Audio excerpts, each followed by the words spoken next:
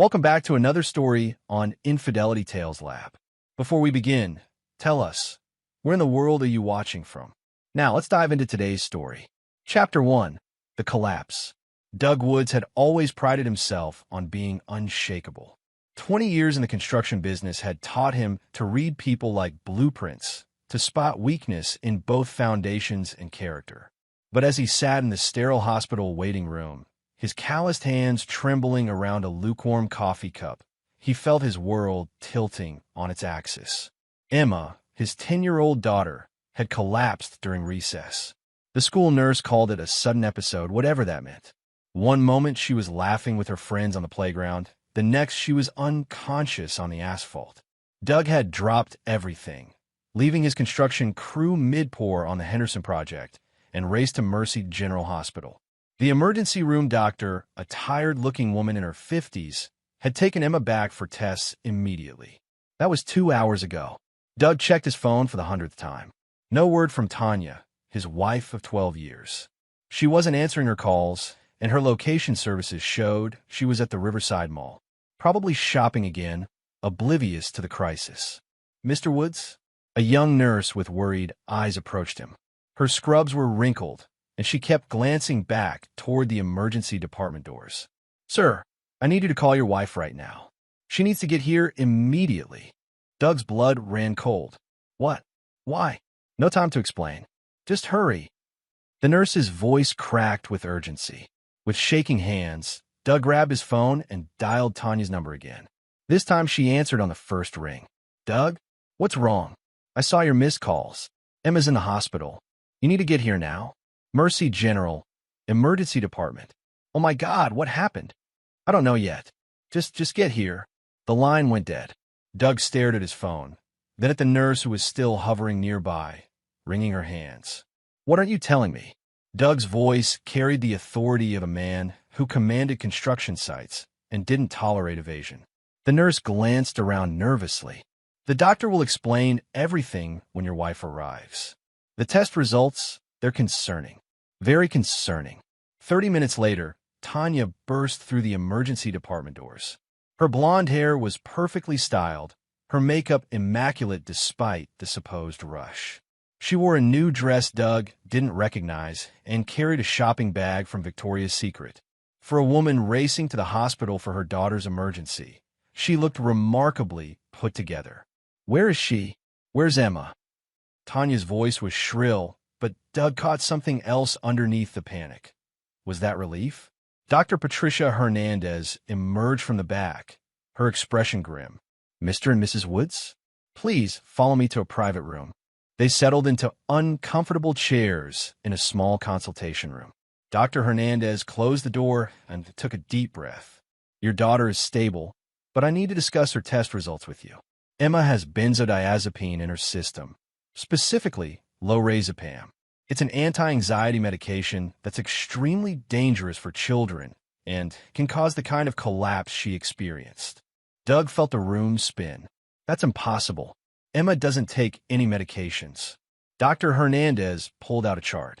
"The levels are significant, suggesting regular exposure over several weeks, possibly months.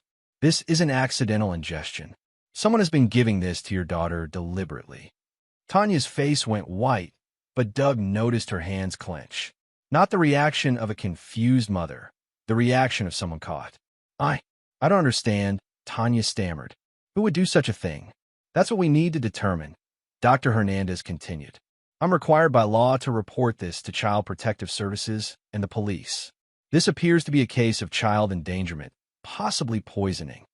Doug's mind raced. Lorazepam. He knew that name. He'd seen it before, recently. Where?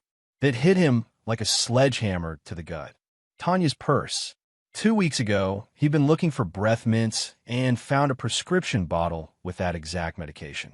When he'd asked about it, she'd said it was for her nerves and that her doctor had prescribed it for her job stress. She worked part-time at a dental office, hardly a high-stress career. But why would Emma have it in her system unless? Doug looked at his wife, really looked at her. The new clothes, the perfect appearance despite the emergency, the way she'd been working late so many nights, the mysterious phone call she took in the other room. The pieces started falling into place with devastating clarity. "Doctor," Doug said slowly, "I need to speak with my wife privately for a moment." Dr. Hernandez nodded. "I'll give you 5 minutes. Then we need to discuss next steps." When the door closed, Doug turned to face Tanya. His voice was barely above a whisper, but it carried the weight of a wrecking ball. "You've been drugging our daughter." Tanya's perfectly applied mascara started to run. "Doug, you've been giving her your anxiety medication to make her sleep so you could sneak out, so you could cheat." The accusation hung in the air like poison gas. Tanya's mouth opened and closed, but no sound came out. "How long?" Doug's voice was getting quieter, more dangerous. "How long have you been poisoning my daughter to cover up your affair?" Chapter 2. The Unraveling Truth. Tanya's composure cracked like thin ice under pressure. "Doug, please let me explain." "Explain." Doug stood slowly, his 6'3" frame casting a shadow over his wife. "Explain how you've been drugging our 10-year-old daughter. Explain who you've been fucking while Emma lay unconscious in her bed." The crude word hit Tanya like a slap. In 12 years of marriage, Doug had never spoken to her that way. He'd been raised by a religious grandmother who taught him to treat women with respect. But respect was earned, and Tanya had just lost every ounce she'd ever possessed. "It's not what you think," she whispered. "Then tell me what it is." Tanya looked toward the door as if planning an escape, but Doug's presence blocked any exit. I met someone. At work. It started innocently, just coffee, but you decided to drug our daughter so you could sleep with him. Only gave her half a pill, just enough to help her sleep deeper. I thought it would be better if she didn't know I was gone." Doug's hands clenched into fists. In his line of work, he'd learned to control his temper. Construction sites were dangerous enough without hotheads swinging hammers. But right now, he wanted to put his fist through the wall. Better for who? Better for you, so you could whore around without consequences. Tanya flinched. "Don't call me that. What would you prefer? Child abuser? Because that's what you are, Tanya. You poisoned our daughter. She could have died." The truth of it seemed to hit Tanya for the first time. Her face crumpled, and she began to sob. "I'm so sorry, Doug. I never meant for this to happen. I love Emma." "Don't." Doug's voice cut through her tears like a blade. "Don't you dare say you love her. People who love their children don't drug them. They don't risk their lives for a quick fuck with some loser." A knock on the door interrupted them. Dr. Hernandez entered with a police officer, a tall man with graying temples who introduced himself as Detective Anthony Andrews. "Mr. and Mrs. Woods, I need to ask you some questions about your daughter's condition." Doug looked at Tanya, giving her one last chance to confess. She remained silent, still crying into her hands. "Officer, I believe my wife has been giving Emma medication without my knowledge or consent." Detective Andrews pulled out a notepad. "What kind of medication?" "Lorazepam. My wife has a prescription, and I believe she's been giving it to Emma to make her sleep while she—" Doug paused, choosing his words carefully. "While she conducted an extramarital affair." The detective's eyebrows rose. "Ma'am, is this accurate?" Tanya looked up, her makeup completely ruined. I made a mistake. I only wanted Emma to sleep better. I didn't think." "How long has this been going on?" Detective Andrews asked. Maybe 6 weeks." Doug felt something cold and hard settle in his chest. 6 weeks. 6 weeks of poisoning his daughter. 6 weeks of betrayal. "Ma'am, I'm going to need you to come to the station for questioning." "Mr. Woods, you'll need to speak with Child Protective Services. Given the circumstances, Emma will need to remain in the hospital for observation, and there will be an investigation into her living situation." The next few hours passed in a blur of forms, interviews, and devastating revelations. Tanya was arrested on charges of child endangerment and administered medication without a prescription. Emma woke up groggy but alive, asking for her mother with innocent eyes that nearly broke Doug's heart. As evening fell, Doug sat alone in Emma's hospital room, watching his daughter sleep naturally for the first time in weeks. Detective Andrews had given him preliminary details about Tanya's affair.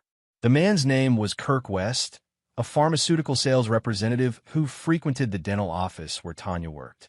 He was married with 2 kids of his own. Doug's phone buzzed with a text from his foreman. "Henderson, poor finished clean." Take all the time you need, boss. But Doug wasn't thinking about concrete or construction schedules. He was thinking about Kirk West, about Tanya, and about the fact that Emma could have died because two selfish adults couldn't keep their hands off each other.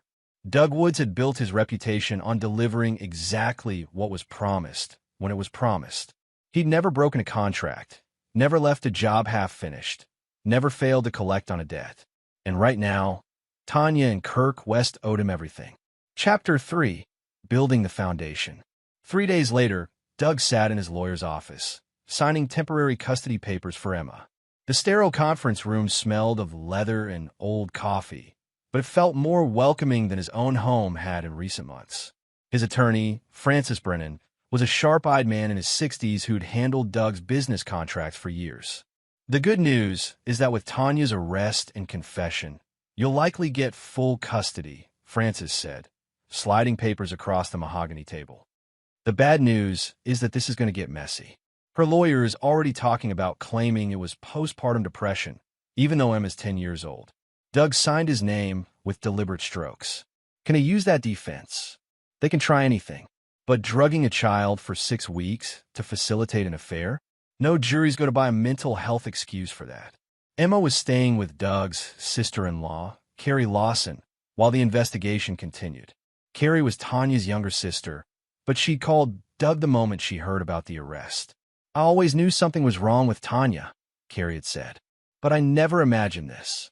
Doug appreciated Carrie's support, but he knew family loyalty was complicated. Today, however, he had bigger concerns than domestic arrangements. After leaving the lawyer's office, Doug drove to the offices of Riverside Dental Associates. The building was a converted Victorian house painted in cheerful yellow, with a sign promising gentle care for the whole family. Doug had been here exactly twice, once when Emma needed a filling and once for Tanya's company Christmas party. He parked across the street and waited. At 12:15, a silver Mercedes sedan pulled into the lot. Doug recognized the man who stepped out from the DMV records Francis had obtained. Kirk West, 34 years old, married to Veronica West, father to 2 young children. He was shorter than Doug had expected, maybe 5'10", with the kind of artificial tan and carefully styled hair that screamed vanity. Kirk walked into the dental office with the confidence of a man who had no idea his world was about to collapse. Doug waited another hour before a red Honda Civic pulled up. He recognized the woman who got out, Michelle Craig, the office manager at Riverside Dental. Doug had met her at the Christmas party, a gossipy woman in her 40s who seemed to know everyone's business. Doug approached her as she walked toward the building.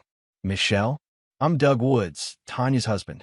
Michelle's face immediately shifted to an expression of awkward sympathy. "Oh, Doug, I heard about.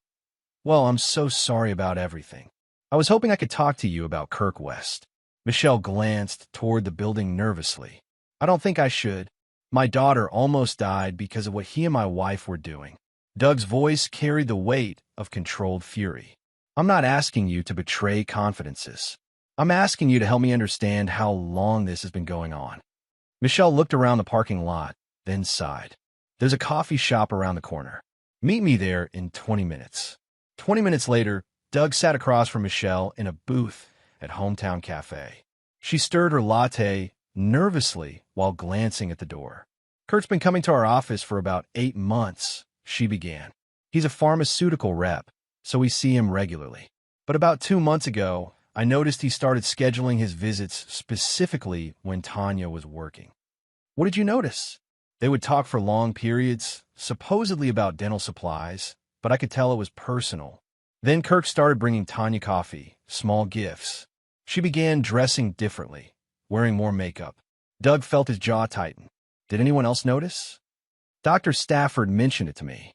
He was concerned about maintaining professional boundaries, but before he could address it, Tanya started calling in sick more often." "How often?" 2 or 3 times a week for the past month. She'd call an hour before her shift, claiming Emma was sick or she had a family emergency. So Tanya had been lying to her employer too, using Emma as an excuse while she was actually drugging her. The scope of the betrayal kept expanding. "Michelle, I need to ask you something else. Kirk's married, right?" "Yes, very much so. His wife is lovely. She's come to a few office events." Veronica, I think. They have young children. Doug thanked Michelle and left the cafe with his mind racing. Kirk West wasn't just an adulterer. He was a family man willing to destroy 2 households for his selfish desires. And based on what Michelle had said, he was the aggressor in pursuing Tanya. That evening, Doug sat in his home office, surrounded by files, laptop open, and a bottle of whiskey he hadn't touched. The house fell hollow without Emma's laughter echoing through the halls. Tanya's absence was less noticeable. He realized now that she'd been emotionally gone for months. Doug pulled up Kirk West's social media profiles. The man lived his life online, posting photos of family vacations, business achievements, and inspirational quotes about success and integrity. The hypocrisy was nauseating. But social media also revealed useful information. Kirk coached his son's Little League team. He was active at his church. He had recently been promoted to regional sales manager. He drove a leased Mercedes and lived in an upscale subdivision called Willowbrook Estates. Doug opened a new browser tab and began researching Willowbrook Estates. Property values, homeowner association rules, recent sales. Then he looked up Kirk's employer, Meridian Pharmaceuticals. By midnight, Doug had compiled detailed profiles on both Kirk and Tanya. Their routines, their weaknesses, their pressure points. He'd learned that Kirk's wife, Veronica, was a pediatric nurse who worked at the children's hospital. She would be devastated to learn her husband was involved in drugging a child. Doug had built his construction business by understanding that every project required careful planning, quality materials, and precise execution. Revenge, he was learning, required the same approach. He opened a new document on his laptop and began typing.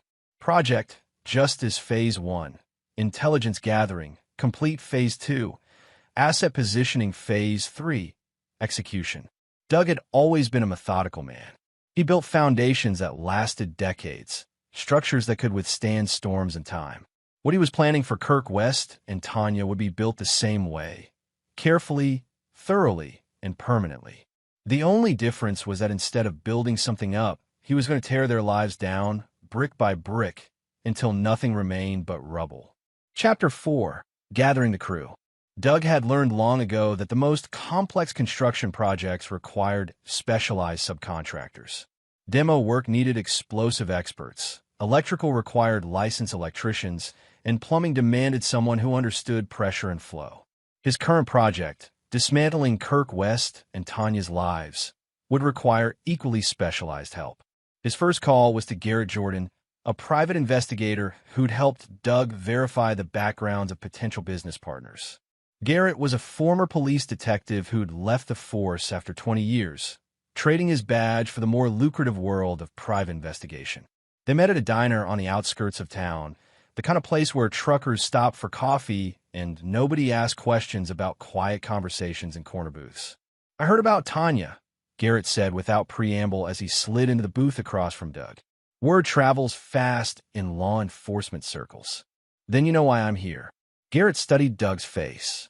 "I know you're probably thinking about doing something stupid. I'm hoping you're smart enough to let the system handle this." "The system?" Doug's laugh was bitter. "The system will give Tanya probation and therapy. Kirk West will get a slap on the wrist, if that. Meanwhile, my daughter almost died. So what are you thinking?" Doug leaned forward. "I want everything on Kirk West. Bank records, phone logs, travel history, medical records, business dealings. I want to know every secret he's hiding, every lie he's told, every corner he's cut. That's going to cost you. Money's not an issue." Garrett was quiet for a long moment. "Doug, I've known you for 5 years. You're not a vindictive man. You're talking about crossing lines here. They crossed the line when they poisoned my daughter. And what exactly are you planning to do with this information?" Doug met Garrett's gaze steadily. "Kirk West built his life on lies and deception. I'm going to show everyone who he really is." Garrett sighed. "I'll get you what you need. But Doug, be smart about this. Don't do anything that's going to land you in prison." 2 days later, Garrett delivered a thick folder to Doug's construction trailer. The contents were more explosive than Doug had hoped. Kirk West's financial records revealed a gambling problem he'd hidden from his wife. He'd been using company credit cards for personal expenses, including hotel rooms for his affair with Tanya. Most damning, he'd been selling prescription drug samples on the side, a federal crime that could result in prison time. This is how he got the lorazepam, Garrett explained. He's been skimming anxiety medication samples and selling them to people without prescriptions. Your wife wasn't buying it on the street. She was getting it directly from Kirk. Doug felt a cold satisfaction settle in his chest. Kirk wasn't just an adulterer. He was a drug dealer who'd contributed to poisoning a child. There's more, Garrett continued. I tracked his phone records. He's been having affairs for years. Tanya wasn't his first, and based on recent call patterns, she wasn't his last. The folder contained printed screenshots of text messages between Kirk and 3 different women, including a nurse at the hospital where his wife worked and a client from his pharmaceutical sales route. The messages were explicit and damning. One more thing, Garrett said. Kirk's up for a major promotion next month.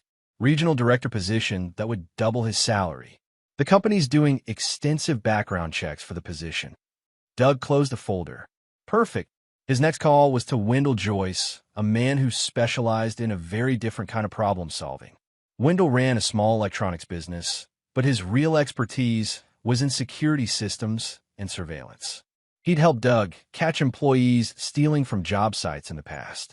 I need comprehensive surveillance on 2 targets, Doug told Wendell over the phone. Audio and video, everything. I want to know every move they make, every conversation they have, every person they meet. That's going to require some creative installations. Are we talking about your wife and her boyfriend? Yes. Wendell was quiet for a moment. Doug, I heard about Emma. If you need this for legal reasons, to protect your custody case, I understand. But if you're planning something extra legal, I'm planning to give them exactly what they deserve. 3 days later, Wendell had installed micro cameras and audio devices in locations where Kirk and Tanya were likely to meet. The technology was sophisticated enough to capture clear video and audio from significant distances. The first recordings were devastating. Kirk and Tanya met at a hotel 2 towns over, apparently unaware that Tanya's arrest had compromised their secret. Their conversation revealed the true scope of their callousness. My lawyer says I'll probably get probation, Tanya said on the recording. A year of therapy and community service. What about Doug? Kirk's voice was clear despite the long-range microphone. He'll get over it. He always does. Doug's not the type to hold grudges. Doug paused the recording and laughed. It was a sound devoid of humor. Kirk's voice continued. My wife still doesn't know anything. As far as she's concerned, I've been working late on client meetings. What about after this whole thing dies down? Can we still see each other? We'll be more careful. Maybe rent an apartment across town. Somewhere Doug won't think to look. Doug stopped the recording. They were planning to continue their affair, even after nearly killing Emma. They felt no remorse, no guilt, no responsibility for what they'd done. But the most revealing part came 20 minutes later in the recording. I still can't believe you gave her that much medication, Kirk said. You said it would just make her sleep deeper. I said half a pill, Tanya. Half a pill once a week, not every night for 6 weeks. Jesus Christ, you could have killed her. But I didn't. She's fine. She collapsed at school and nearly went into a coma. That's not fine. Well, maybe if you'd found us a better place to meet, I wouldn't have needed to drug her so often. The casual way they discussed poisoning his daughter made Doug's vision go red. They were arguing about technique, not morality. They saw Emma as an obstacle to their convenience, nothing more. Doug had what he needed.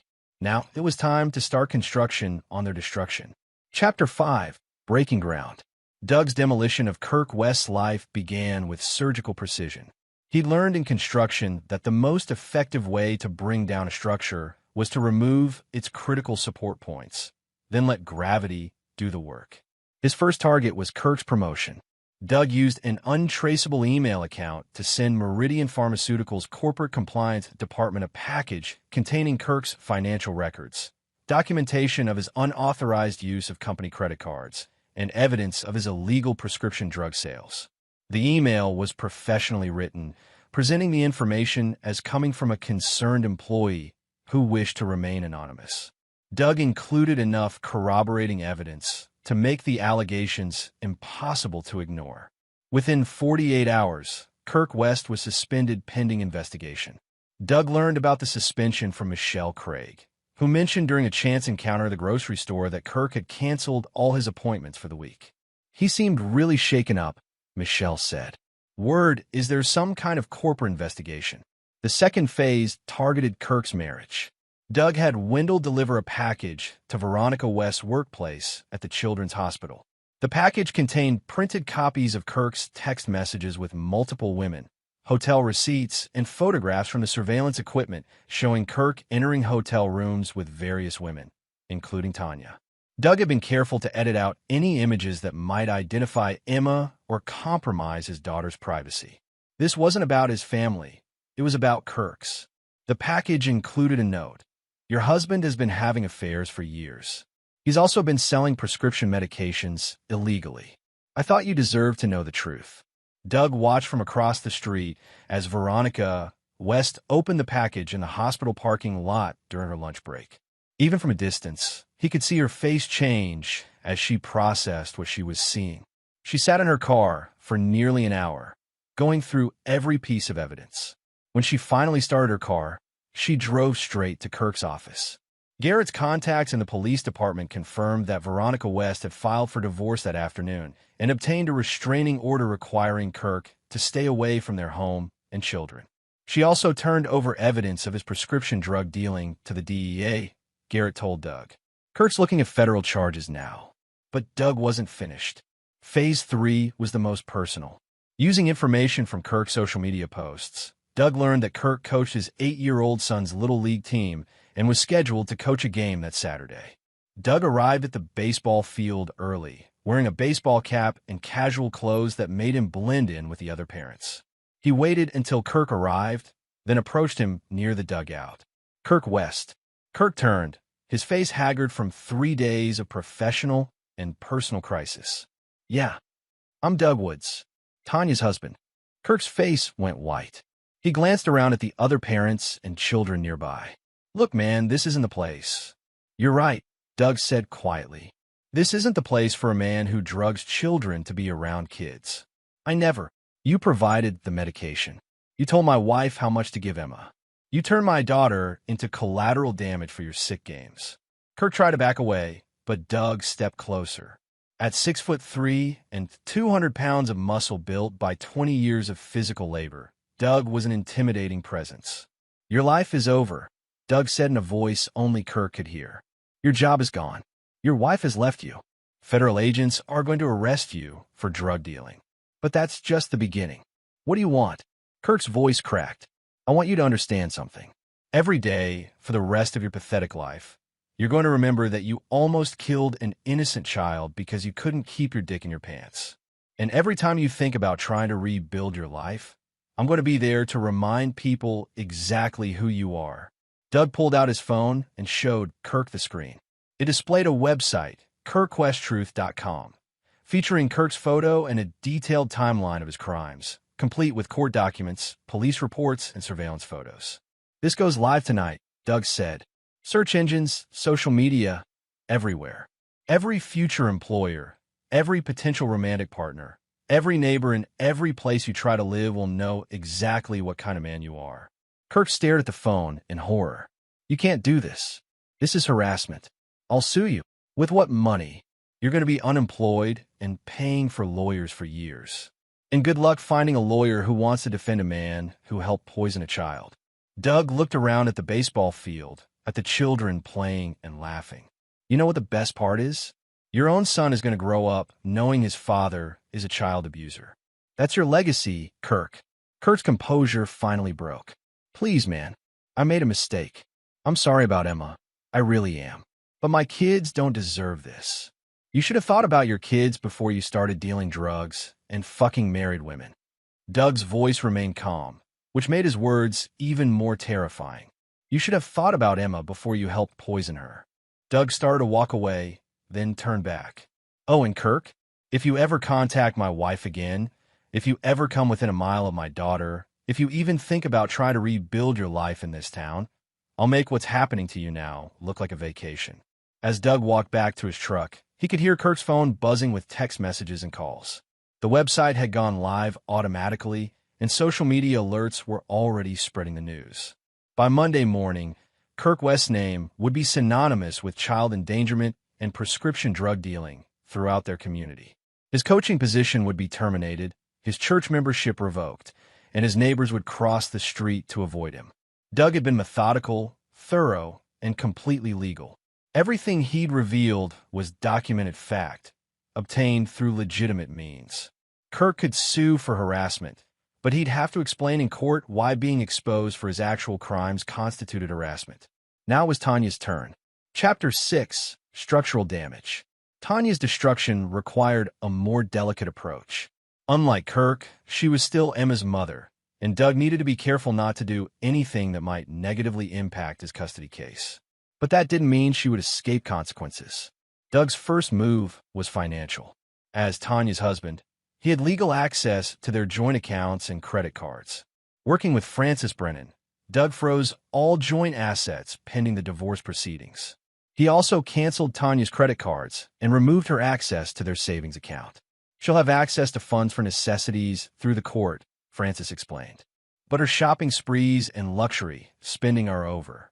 Tanya learned about the financial restrictions when her credit card was declined at a boutique clothing store. Doug knew this because Wendell's surveillance equipment had captured her embarrassed and angry phone call from the store parking lot. "You can't do this," she screamed into her phone. "These are my cards too." But Doug could do it, and he had. Tanya was learning that actions had consequences, and her consequences were just beginning. The second phase involved Tanya's workplace. Doug didn't need to lie or manipulate. He simply had to make sure the right people knew the truth. He sent copies of the police reports and court documents to Dr. Marco Stafford, the owner of Riverside Dental Associates. The package included a professionally written letter. "Dr. Stafford, I thought you should be aware of legal proceedings involving your employee, Tanya Woods. Given that she has been charged with child endangerment and drugging a minor, you may want to consider whether she should continue working in a healthcare environment around children." Dr. Stafford fired Tanya within 24 hours. Not only was her criminal case a liability issue, but the revelation that she'd been lying about sick days and using Emma as an excuse made her continued employment impossible. Tanya's third blow came from an unexpected source: her own family. Carrie Lawson had been taking care of Emma during the investigation, and Emma had begun opening up about the months leading up to her collapse. The innocent revelations of a 10-year-old painted a devastating picture of Tanya's negligence. "Mommy used to give me special vitamins to help me sleep better," Emma told Carrie one evening. She said they were just for big girls who needed extra rest. "How often did Mommy give you these vitamins?" Carrie asked gently. "Every night before bed. But sometimes I felt really sleepy during the day, too. My teacher asked if I was getting enough sleep, but I told her about the special vitamins, and she looked worried." Carrie called Doug immediately. "The school knew something was wrong," she said. Emma's teacher noticed she was unusually drowsy and asked about her sleep schedule. Emma told her about the vitamins months ago. Doug felt his anger reignite. The school had been concerned enough to ask questions, which meant Tanya's drugging of Emma had been noticeable to trained professionals. Yet Tanya had continued the abuse for weeks afterward. Armed with this new information, Doug visited Emma's school and spoke with her teacher, Mrs. Charlotte Rhodes. She confirmed that she'd noticed Emma's excessive drowsiness and had documented her concerns. "I filled out incident reports 3 times, Mrs. Rhodes explained. Emma would fall asleep during lessons, which was very unusual for her. She's normally one of our most energetic students. Did you report this to anyone?" "I spoke with the school nurse and the principal. We discussed calling child services, but Emma always said she was just tired from staying up late reading. We decided to monitor the situation." Doug obtained copies of the incident reports, which provided additional evidence of Tanya's prolonged abuse. The reports were dated over a 6-week period, corroborating the timeline established by Emma's blood tests. But the most damaging revelation came from Carrie herself. "Doug, I need to tell you something," Carrie said during one of their meetings to discuss Emma's care. "I knew Tanya was having an affair." Doug felt his world shift again. "How did you know?" "She asked me to lie for her about 2 months ago.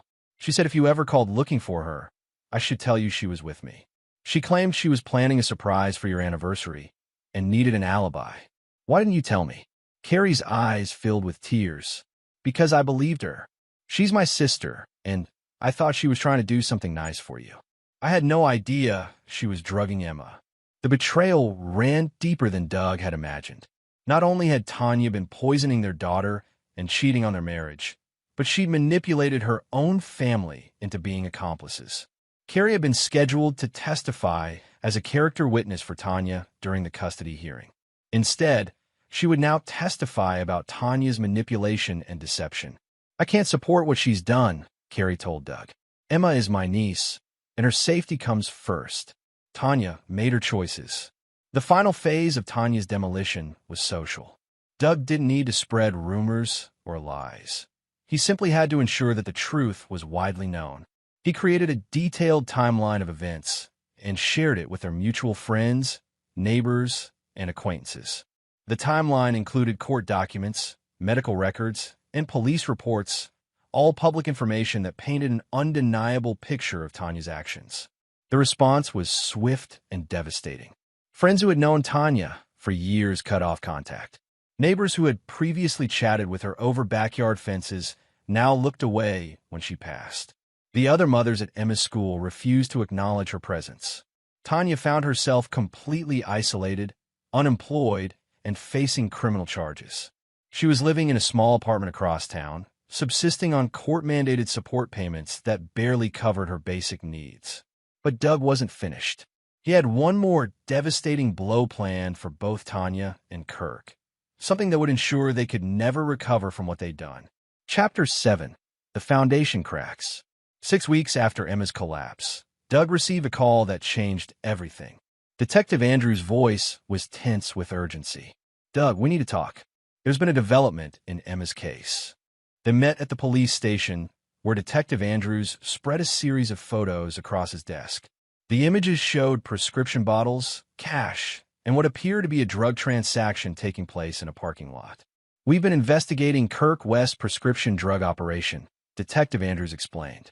What we found is bigger than we initially thought. Kirk wasn't just selling samples. He was running a full distribution network.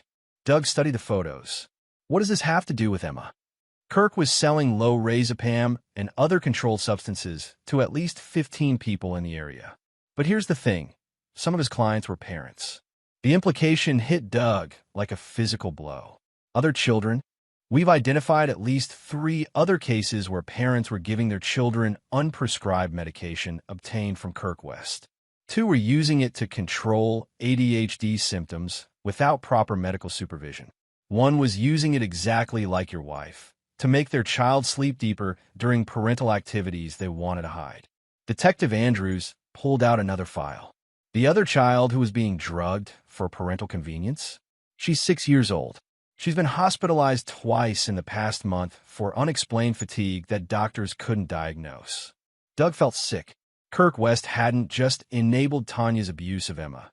He'd been facilitating child abuse throughout their community. There's more, Detective Andrews continued. The DEA raided Kirk's storage unit yesterday. They found enough controlled substances to supply a small pharmacy. Kirk wasn't just skimming samples. He was stealing entire shipments from Meridian Pharmaceuticals. The detective slid another document across the desk. Kirk's been arrested on federal charges: drug trafficking, distribution of controlled substances to minors, theft of pharmaceuticals, and conspiracy to commit child endangerment. He's looking at 25 to life. Doug absorbed this information with grim satisfaction. Kirk West's crimes were far more extensive than anyone had realized. The man who had helped poison Emma was a major drug dealer who had endangered countless children. What about the other parents involved? All facing charges. The 6-year-old's mother has been arrested for child endangerment and aggravated child abuse. The others are being charged based on the evidence we've gathered. Detective Andrews leaned back in his chair. Doug, I want you to know that your decision to push for a full investigation probably saved other children's lives. If you just accepted Tanya's plea deal and moved on, we never would have uncovered Kirk's operation. That evening, Doug sat in his living room with Emma, who had finally been cleared to come home. She was still undergoing therapy to process the trauma of her mother's betrayal, but she was resilient and strong, qualities she'd inherited from Doug. Daddy, Why did Mommy give me those medicines? Emma asked during one of their quiet conversations. Doug had struggled with how to explain the situation in terms a 10-year-old could understand. Sometimes grown-ups make very bad choices, sweetheart. Mommy made choices that hurt you, and that was never okay. Is that why she can't live with us anymore? Yes. My job is to keep you safe, and I can't do that if someone who hurt you is in our house. Emma nodded solemnly. I like living with just you and Aunt Carrie helping. It feels safer. The custody hearing was a formality after the federal charges against Kirk were announced. The judge awarded Doug full custody with supervised visitation for Tanya, pending the completion of her criminal case and mandatory therapy.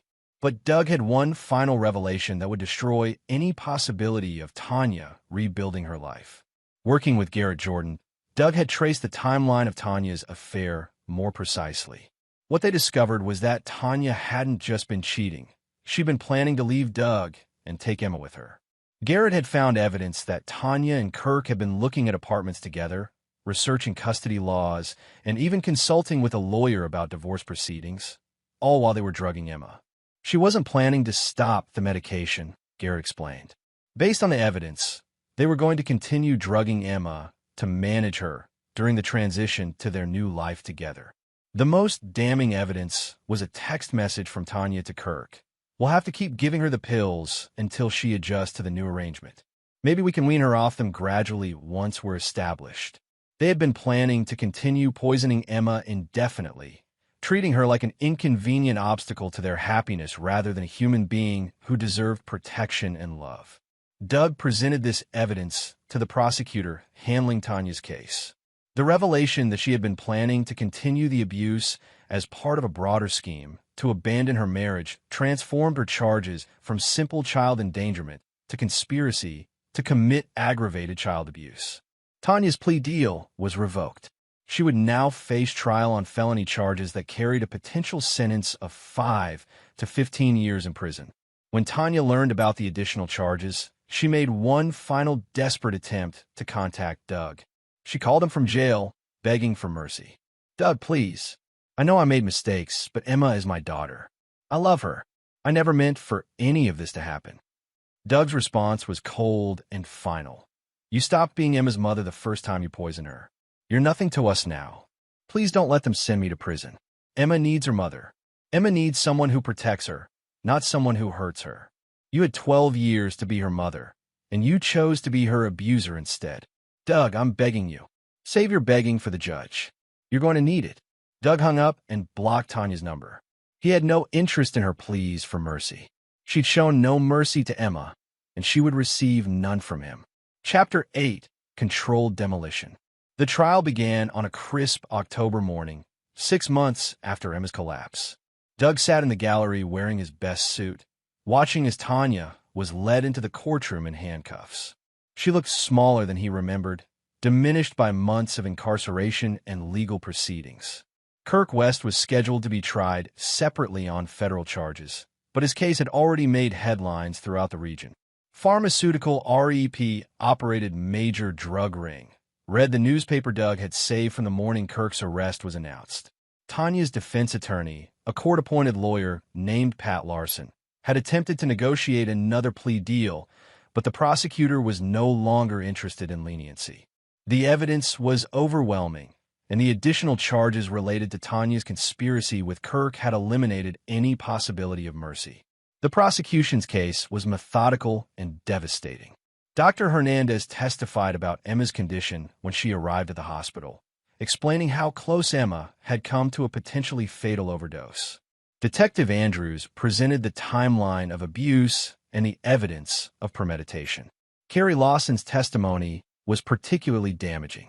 She explained how Tanya had manipulated her into providing false alibis, and how Emma's innocent revelations had exposed the extent of the abuse.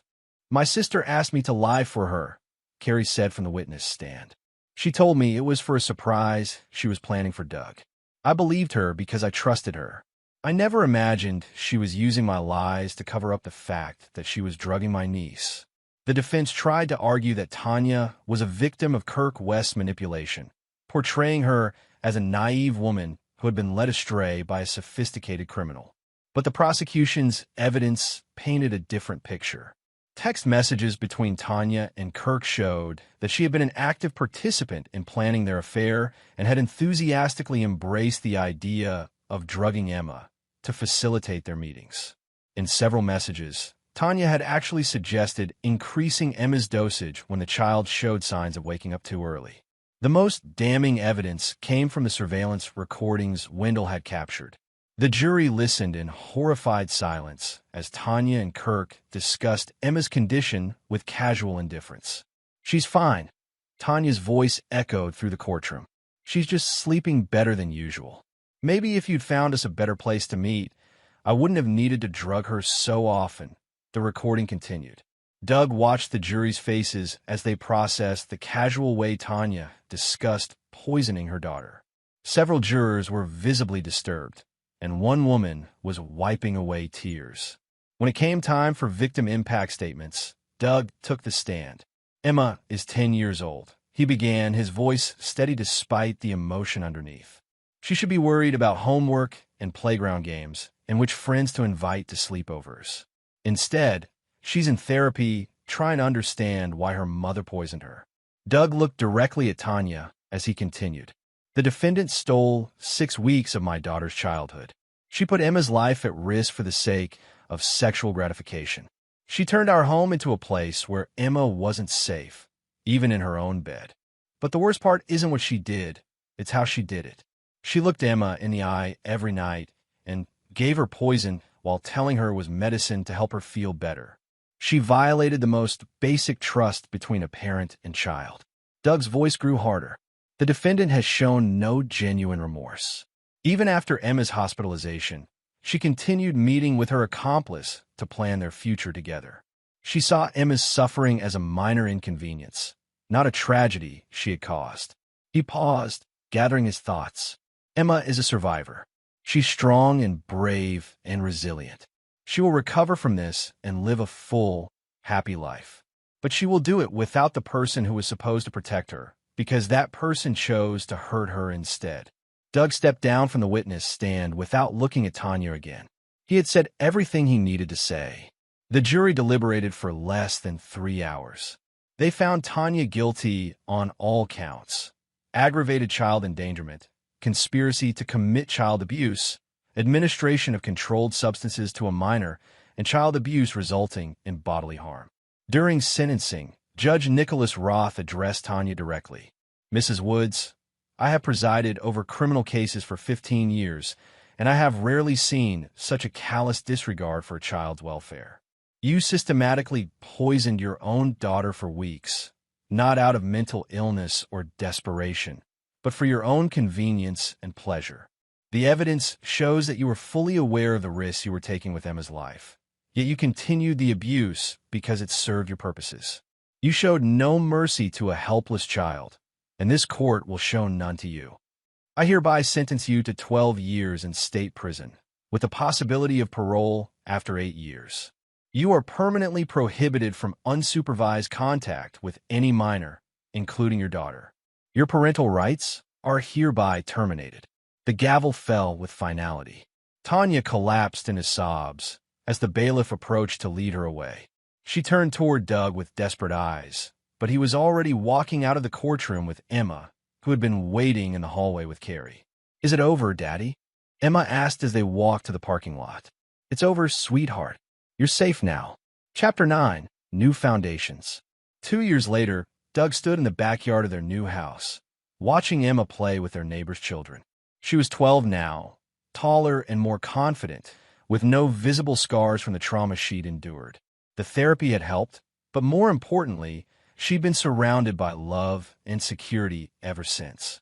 The new house was in a different school district, a fresh start where Emma could grow up without the whispers and stares that had followed her in their old neighborhood. Doug had sold the construction business and started a smaller company that allowed him to work from home more often. Emma's well-being had become his priority above all else. Carrie still helped with childcare, and she'd become like a second mother to Emma. The rest of Tanya's family had initially tried to maintain relationships, But Doug had made it clear that anyone who supported Tanya's actions wasn't welcome in Emma's life.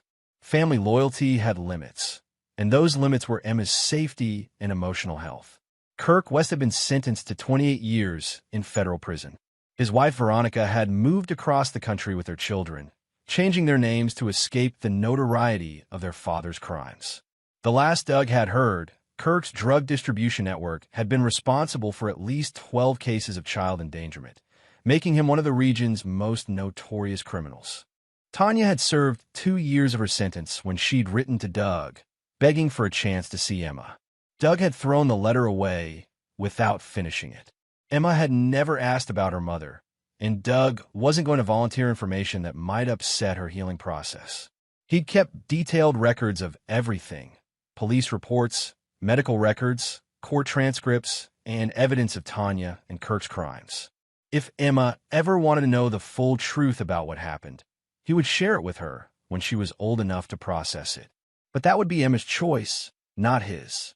The website exposing Kirk West remained active, updated with news of his conviction and sentencing. Doug occasionally received messages from other parents whose children had been endangered by Kirk's drug operation, thanking him for pursuing justice. The investigation that started with Emma's case had ultimately protected dozens of other children. Doug's phone buzzed with a text from Francis Brennan. Tanya's parole hearing is next month. Thought you should know. Doug deleted the message without replying. Tanya would likely be denied parole. Her crime involved a child, and she'd shown no genuine remorse during her incarceration. Even if she were released, the restraining orders and terminated parental rights meant she could never legally contact Emma. But Doug was prepared regardless. He'd built a new life for himself and Emma based on honesty, security, and unconditional love. Nothing Tanya could do would ever threaten that foundation again. "Daddy, come play with us." Emma called from the swing set Doug had installed the previous summer. Doug walked over and pushed Emma's swing, listening to her laughter echo through the afternoon air. This was what mattered. Not revenge or justice or punishment, but the simple joy of a child who felt safe and loved. "Higher, Daddy." Doug pushed harder, sending Emma soaring toward the sky. She squealed with delight, her face bright with happiness and trust. Some people might say Doug had been too harsh, too unforgiving in his pursuit of justice. They might argue that Tanya deserved compassion or second chances, that Kirk West's punishment was excessive. But those people hadn't sat in a hospital room watching their child struggle to survive after being poisoned by the person who was supposed to protect her.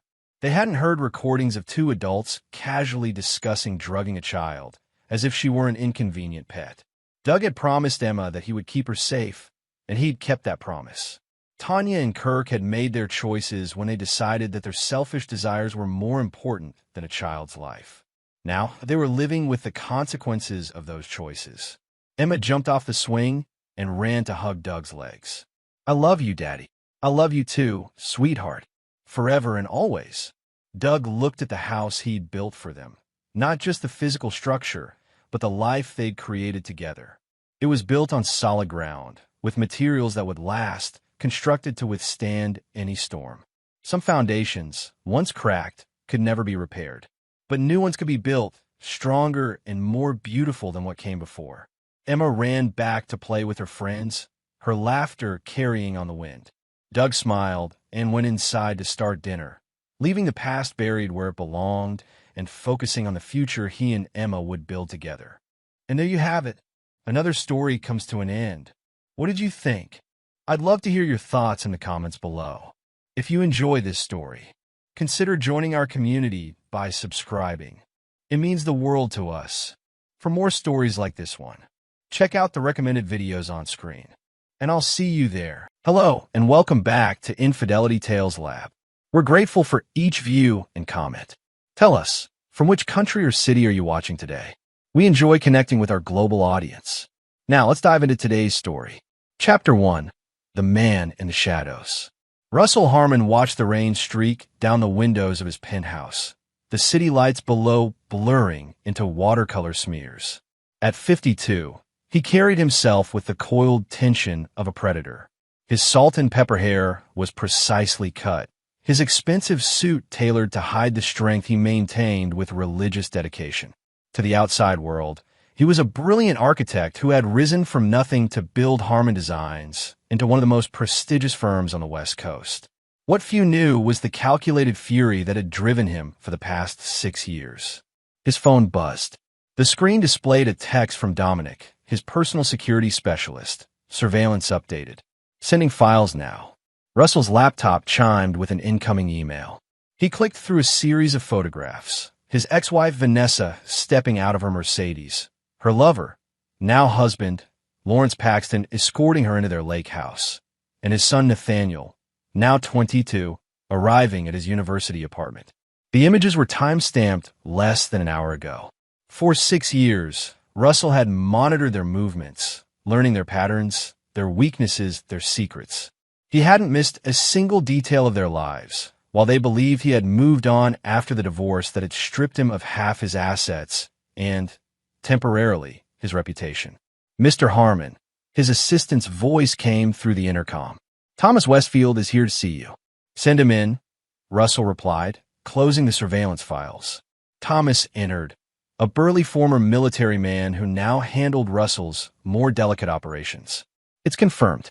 Paxton made contact with Diaz yesterday.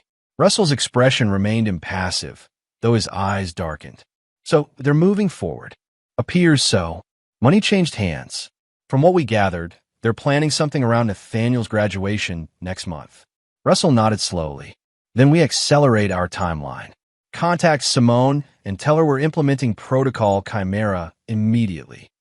That's moving things up by 3 weeks, Thomas observed. They forced my hand. Russell turned back to the window. They're planning to use my son against me, Thomas.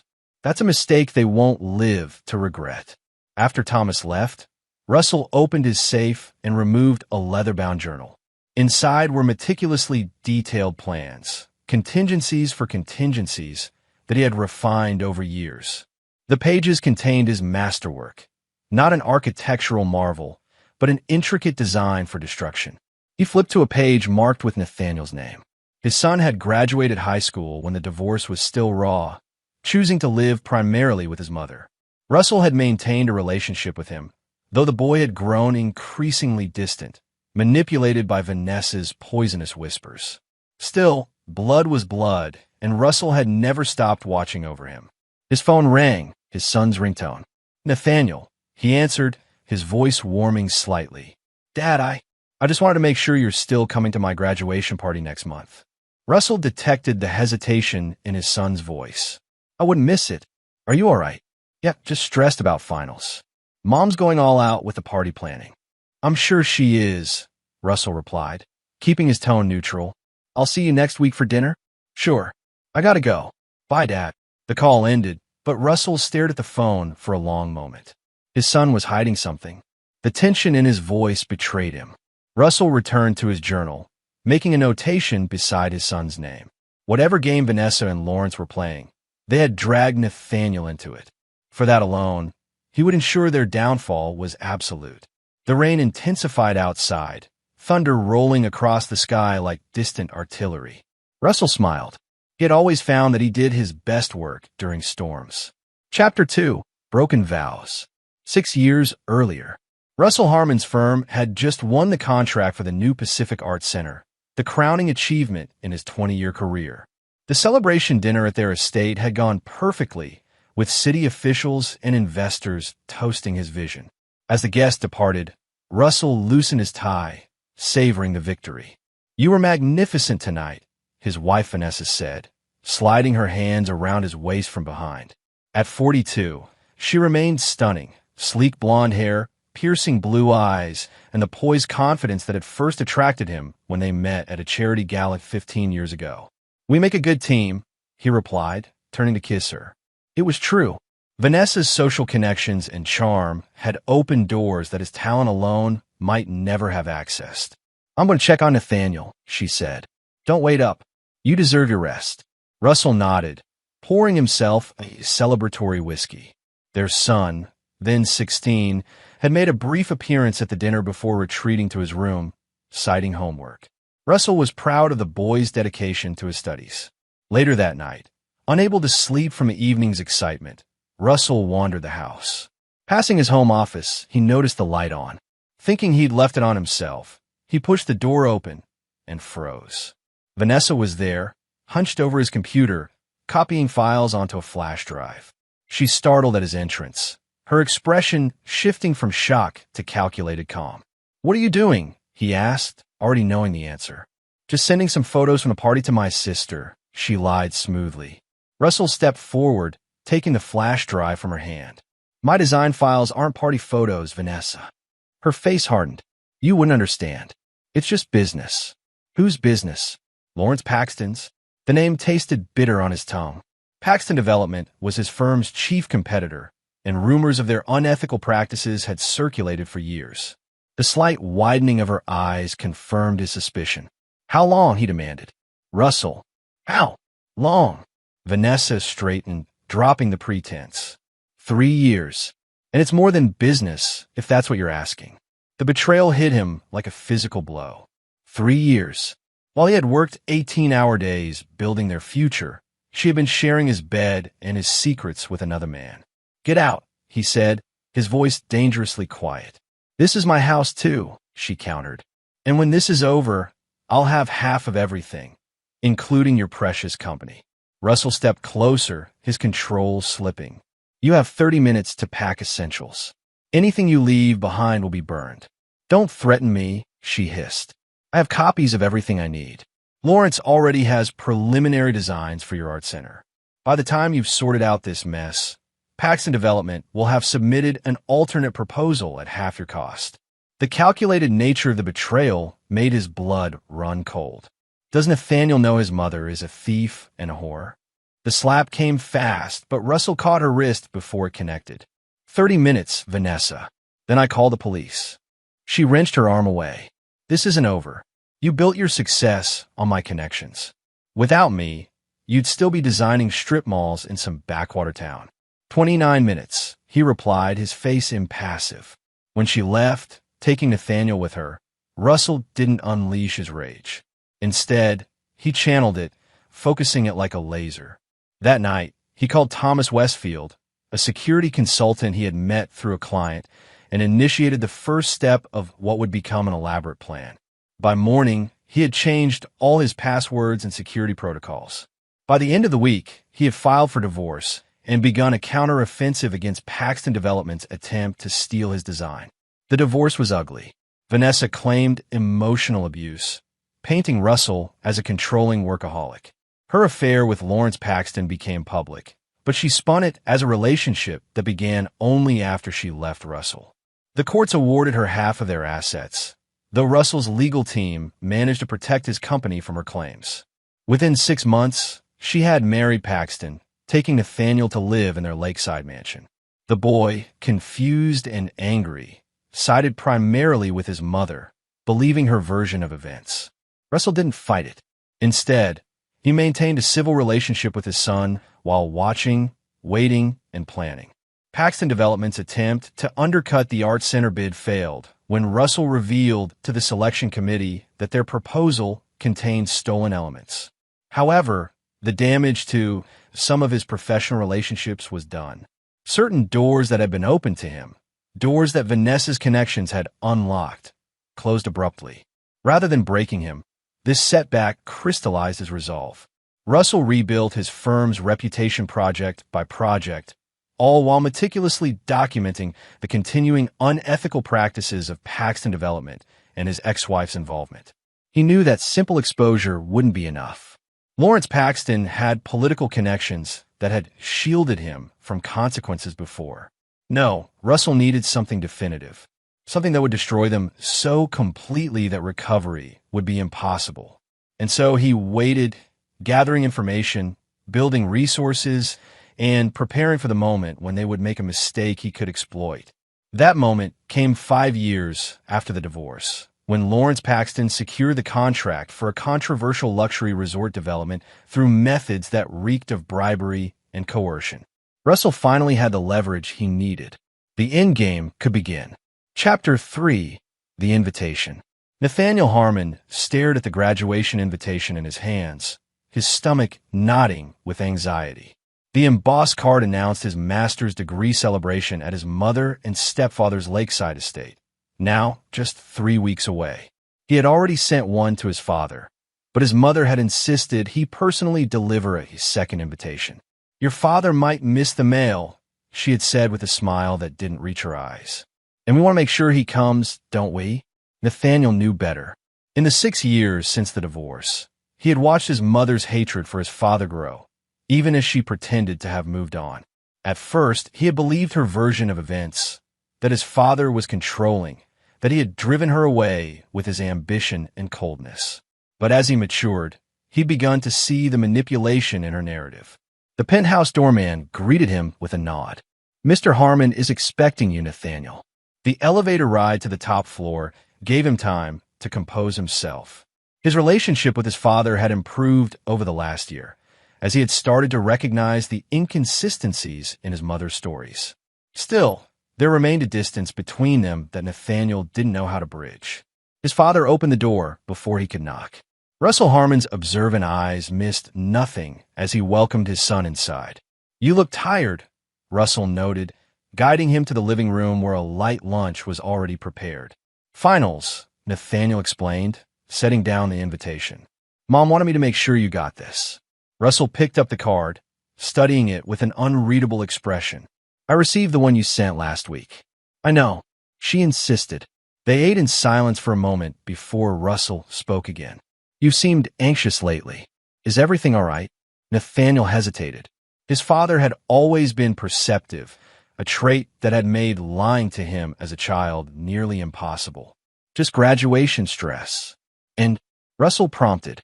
"And nothing," Nathaniel replied too quickly. His father set down his fork. "Son, whatever is happening, you can tell me." For a moment, Nathaniel almost confessed everything. The arguments he'd overheard between his mother and Lawrence, the strange men who had been meeting with his stepfather, the cryptic comments about finally settling scores. But fear held him back. His mother's warnings echoed in his mind. "Your father would use anything against us. He's never forgiven me, and he never will." "It's nothing," Nathaniel insisted. "Just academic pressure." Russell didn't push further, but his eyes reflected concern. "I'm proud of you, Nathaniel. A master's in environmental engineering at 22 is no small achievement." "Thanks, Dad." The simple praise warmed him more than he wanted to admit. As lunch concluded, Russell walked him to the door. "You know you can always stay here if you need to, right? Your room is always ready." Nathaniel nodded, though they both knew he hadn't stayed overnight since the divorce. "I should go. I promised Mom I'd help with some party arrangements." As he turned to leave, his father placed a hand on his shoulder. "Nathaniel, if you ever feel unsafe or pressured, call me immediately, day or night." Something in his father's tone made Nathaniel look up sharply. "Why would I feel unsafe?" "Just a father's concern," Russell replied. "The offer stands." Driving away from his father's building, Nathaniel couldn't shake the feeling that his father knew more than he was saying. He checked his rearview mirror, half expecting to see someone following him, but the street behind him was clear. Back at the penthouse, Russell examined the invitation more carefully. The heavy paper concealed a nearly imperceptible thickness in one corner. Using a letter opener, he carefully slit the edge and extracted a miniature tracking device no larger than a grain of rice. "Amateurs," he murmured, placing the device in a small metal box on his desk. He then texted Thomas, "They're getting sloppy. Bring Simone for dinner tonight." The reply came immediately, 7 p.m. "She has updates." Russell smiled. Vanessa always had underestimated him. Using their son as an unwitting courier was exactly the kind of miscalculation he had been waiting for. The graduation party was clearly intended as a trap, but they had no idea they were walking into one of his own design. He opened his laptop and activated a program that displayed a three-dimensional model of the Paxton Lakeside estate. Every room, every entrance and exit, every security measure was meticulously detailed, the result of years of surveillance and intelligence gathering. Russell zoomed in on the rear terrace overlooking the lake, where the graduation celebration would be held. Perfect sight lines, multiple access points, minimal coverage from the property's security cameras. If Vanessa and Lawrence wanted to stage their endgame there, they couldn't have chosen a better location for his purposes. His phone buzzed with a message from an unlisted number. Diaz has recruited 2 more. Ex-military. Armed. So they weren't just planning character assassination or financial ruin. They wanted him dead. Russell felt a cold calm settle over him. He had anticipated this, prepared for it, but the confirmation that they would go to such lengths, potentially exposing Nathaniel to danger in the process, hardened his resolve. He replied, "Proceed with Protocol Chimera. All assets in place by graduation." Russell closed the model and turned to his window, gazing out at the city he had helped shape. In 3 weeks, everything would change. In 3 weeks, Vanessa and Lawrence would learn the true meaning of vengeance. Chapter 4. Blood Ties. Nathaniel couldn't sleep. The lake house felt oppressive despite its spacious rooms and panoramic views. He sat on his bed, turning his phone over in his hands, contemplating calling his father. The conversation they'd had that afternoon had left him unsettled. A knock at his door startled him. His mother entered without waiting for a response, something she'd done since he was a child. Vanessa Paxton looked immaculate even at midnight, her silk robe perfectly draped over her slender frame. "Still up, darling? Worried about the ceremony?" She sat beside him, stroking his hair as she had when he was young. "Just thinking," he replied, pulling away slightly. She noticed the withdrawal. "You saw your father today." It wasn't a question, but Nathaniel answered anyway. "Yes, I delivered the invitation as you asked." "And how was he?" Her tone was light, but her eyes were intent. "The same as always. Concerned about my finals." Nathaniel kept his response vague, unwilling to share the details of their conversation. Vanessa smiled. "He always was good at appearances. Your father could seem concerned while plotting your downfall." She patted his knee. "I've never told you everything about our divorce, Nathaniel. I wanted to protect you." "Mom, it's been 6 years. I don't need—" "He threatened me." She interrupted, her voice hardening. "When I told him I was leaving, he said he would destroy me, take you away, leave me with nothing. The only reason I got anything in the settlement was because I had documentation of his threats." Nathaniel frowned. This contradicted what he'd pieced together over the years. "Dad's never spoken badly about you to me." "Of course not. He's too smart for that." Vanessa stood, moving to the window. "Lawrence and I have been patient, giving him time to move on, but your father has been undermining our business, spreading rumors, trying to ruin what we've built." "What does this have to do with my graduation?" Nathaniel asked, a chill running through him. Vanessa turned, her expression softening. "Nothing, sweetheart. I just want you to understand why things might be tense at your party. Lawrence and your father have some business matters to resolve. That's all." She kissed his forehead before leaving, but her reassurance did nothing to ease Nathaniel's growing unease. He waited until her footsteps faded down the hall before slipping out of his room and moving silently toward Lawrence's study. The house was quiet except for the gentle lapping of lake waters against the shore. The study door was ajar, voices murmuring inside. Nathaniel positioned himself in the shadows, listening. "Can't trust the boy," a man's voice he didn't recognize was saying. "He's too close to his father." "Nathaniel knows nothing," Lawrence's confident baritone replied. "Vanessa has made sure of that.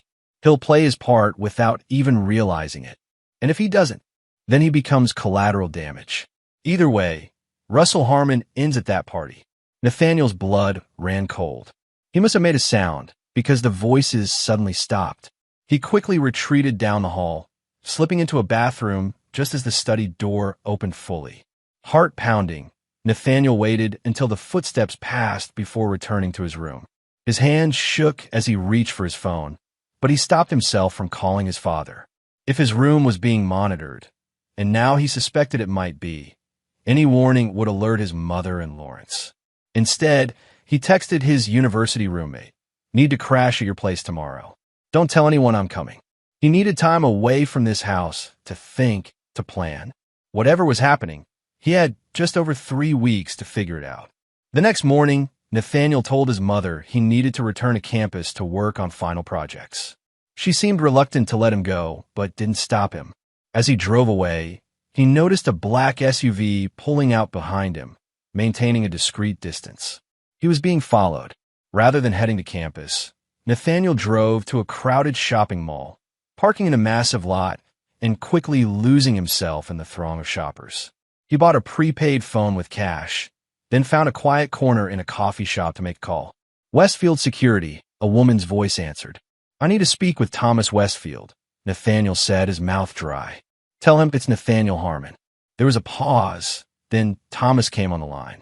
Nathaniel, this is unexpected. I need to see my father, but I can't go to his penthouse. I'm being followed. Where are you now? Bridgeport Mall, North Entrance. Stay there. I'll have someone pick you up in 20 minutes. Red cap, holding a Starbucks cup. They'll approach you with the phrase, Professor Wilson sends his regards. The call ended. Nathaniel sat back, overwhelmed by how quickly Thomas had taken control of the situation.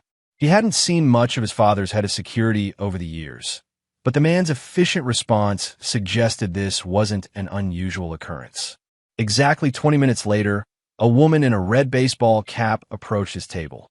Professor Wilson sends his regards, she said calmly. Nathaniel followed her to a service corridor and out to a loading dock where a delivery van waited. Inside, to his surprise, was his father. Dad, he managed, climbing in. Russell's face was grim. You're not hurt. No, I'm fine, but we need to move, the woman interrupted.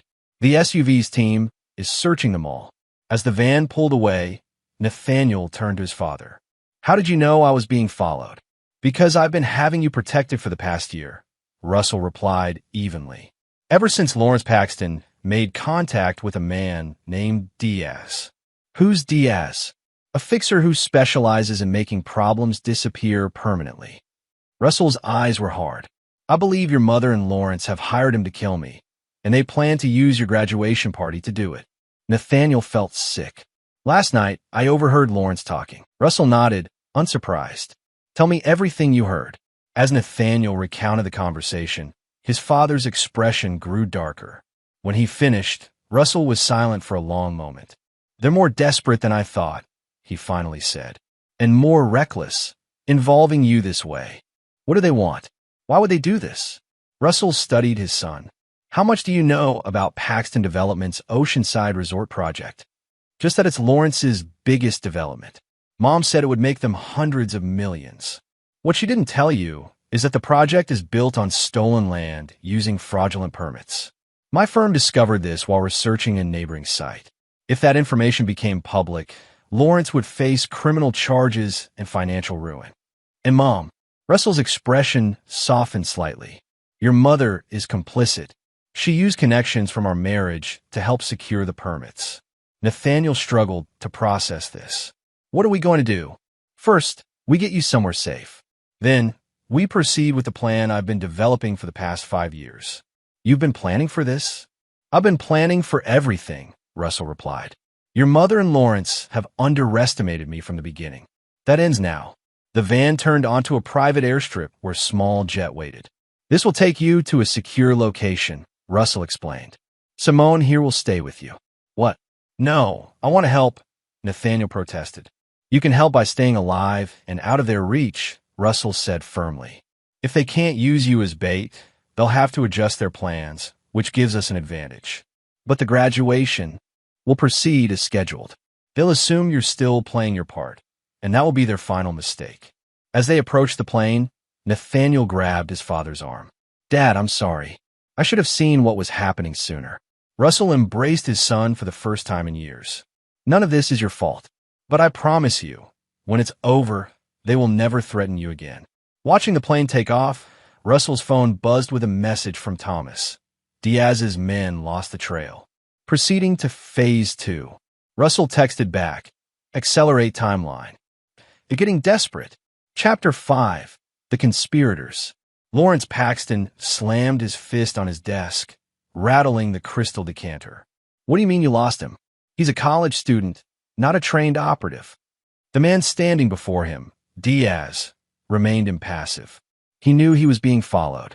That suggests preparation, and the way he disappeared suggests help. Vanessa paced the study, her heels clicking sharply on the hardwood floor. Russell, it has to be. He's poisoned Nathaniel against us. Her voice quavered between rage and fear. "We don't know that," Lawrence cautioned, though his tone lacked conviction. "The boy might just be spooked. He could have overheard something. Either way, he's compromised," Diaz stated flatly. "We need to adjust the plan." Lawrence refilled his whiskey glass. "How?" "The entire setup depends on using the boy to lure Russell to the party." "He'll still come," Vanessa said with sudden certainty. "Even if he suspects a trap, he won't be able to resist the opportunity to confront us. That's who he is. He needs to win, to dominate." Diaz nodded slowly. "Then we continue as planned, but with increased security. I'll bring in 2 more men." After Diaz left, Vanessa collapsed onto the leather sofa. "This is falling apart, Lawrence. If Russell has turned Nathaniel against us." "It changes nothing," Lawrence interrupted. "In fact, it might be better this way. If the boy isn't here, there's less chance of collateral damage. Russell comes to the party, our men take care of him, and we're free. The Oceanside project continues, and we never have to look over our shoulders again." Vanessa wasn't convinced. "You don't know Russell like I do. He doesn't walk into traps. He sets them. He's an architect, not a criminal mastermind," Lawrence scoffed. "And he's alone. We have resources, connections." "So does he," Vanessa warned. "Don't underestimate him. When I left, he said something. Not a threat, more like a promise. He said, 'You'll never see it coming, but when it does, you'll know why.'" Lawrence came to sit beside her, taking her hands in his. "Listen to me. Russell has spent years trying to undermine us, and he's failed. Yes, he's discovered some irregularities with the Oceanside permits, but without proof, it's just speculation. After the graduation party, he won't be a problem anymore." Vanessa leaned against him, drawing comfort from his confidence. "I just want this to be over. I want to stop looking over my shoulder, wondering what he's planning." "Soon," Lawrence promised, kissing her forehead. "Very soon." In a hotel across the city, Diaz met with his team, now 5 men with military and private security backgrounds. "The situation has changed," he explained. "The son is out of the picture, possibly working with the father. Makes our job harder," one of the men noted. "The boy was our insurance." "We adapt," Diaz replied coolly. "Harmon will still attend the party. His pride won't allow him to stay away. When he arrives, Coleman and Peters will escort him to the boathouse for a private conversation with Paxton. That's where we take care of him. And if he doesn't come quietly," Diaz's smile was cold, "then we create a distraction. A tragic accident involving the boat dock perhaps, with multiple casualties. Such a shame during a graduation celebration." The men nodded, understanding the implication. Collateral damage was acceptable as long as the primary target was eliminated. "One more thing," Diaz added. "I want patrols around the property perimeter starting now. If Harmon is planning something, I want to know." As his team dispersed, Diaz remained at the table, studying a photograph of Russell Harmon. There was something about the man's eyes that troubled him, a calculating intelligence that suggested he was always several moves ahead. For the first time in his career, Diaz felt a flicker of uncertainty. He dismissed it. No matter how clever Russell Harmon might be, he couldn't anticipate a bullet. Meanwhile, in a secure compound 200 miles away, Nathaniel paced the comfortable but clearly fortified guest house where his father had sent him. Simone, his assigned protector, watched him with professional detachment. "How long do I have to stay here?" he demanded. "Until your father resolves the situation," she replied calmly. "And how will he do that?" Nathaniel pressed. "My mother and Lawrence are planning to kill him, and he's just going to walk into their party?" Simone's expression didn't change, but something flickered in her eyes. "Your father has been preparing for this confrontation for years, Nathaniel. Trust that he knows what he's doing." "That's not an answer," he retorted, frustrated. "It's the only one I'm authorized to give you." She checked her watch. "Thomas will be calling shortly with an update. Perhaps he can ease your concerns." Nathaniel slumped onto a couch. "I should be there. I should be helping him." "You are helping," Simone said, her tone softening slightly. "By being here, safe, you've removed their primary leverage. Your father can now act without concern for your safety." The secure phone on the table rang, and Simone answered, putting it on speaker. "We're here, Thomas." "Nathaniel." Thomas's voice came through clearly. Your father asked me to update you. The situation is proceeding as expected. Diaz has increased security at the lake house, but our countermeasures are in place. What countermeasures? Nathaniel asked. What is my father planning? There was a pause before Thomas replied. I can't share operational details, but I can tell you this. Your father has spent years documenting your mother and Lawrence's illegal activities. He has proof of bribery, permit fraud, and conspiracy related to the Oceanside Resort. Enough to send them to prison for decades. Then why not just go to the authorities? Nathaniel asked. Because Lawrence has too many connections in law enforcement, Thomas explained. Previous attempts to expose similar operations were buried. Your father needed a more definitive approach. Nathaniel felt a chill. He's not going to kill them, is he? No, Thomas said firmly. But when this is over, they'll wish he had. The call ended, leaving Nathaniel with more questions than answers. He turned to Simone. My father, what exactly does he do? I mean, I know he's an architect, but all this, he gestured around the secure compound, isn't normal. Simone considered him for a moment. Your father is a man who prepares for every contingency. When your mother betrayed him, he channeled his pain into creating systems, a network of loyal people, resources, and information that would ensure he could protect what mattered to him. She paused. You matter to him, Nathaniel. More than you know. Nathaniel absorbed this, feeling both comforted and disturbed by the extent of his father's shadow operations. And the graduation party will be the culmination of 6 years of patience and planning, Simone replied, and the beginning of a new chapter for both of you. Chapter 6, Ghosts of the Past. 3 days before the graduation party, Russell met with his core team in a secure conference room beneath his architectural firm. Present were Thomas Westfield, head of security, Dr. Eleanor Vance, a behavioral psychologist who had helped him understand Vanessa and Lawrence's patterns, and Federal Agent Colin Reed, whose unofficial involvement had been crucial. Our inside sources confirmed Diaz has 7 men positioned around the property, Thomas reported, pulling up a holographic display of the lake house. 2 at each access road, 2 patrolling the grounds, and Diaz himself staying close to Lawrence. And the devices? Russell asked. All in place, Thomas confirmed. The surveillance system we installed 6 months ago during the renovation is fully operational. We have eyes and ears in every room. Russell nodded, turning to Dr. Vance. Your assessment? The psychologist studied her notes.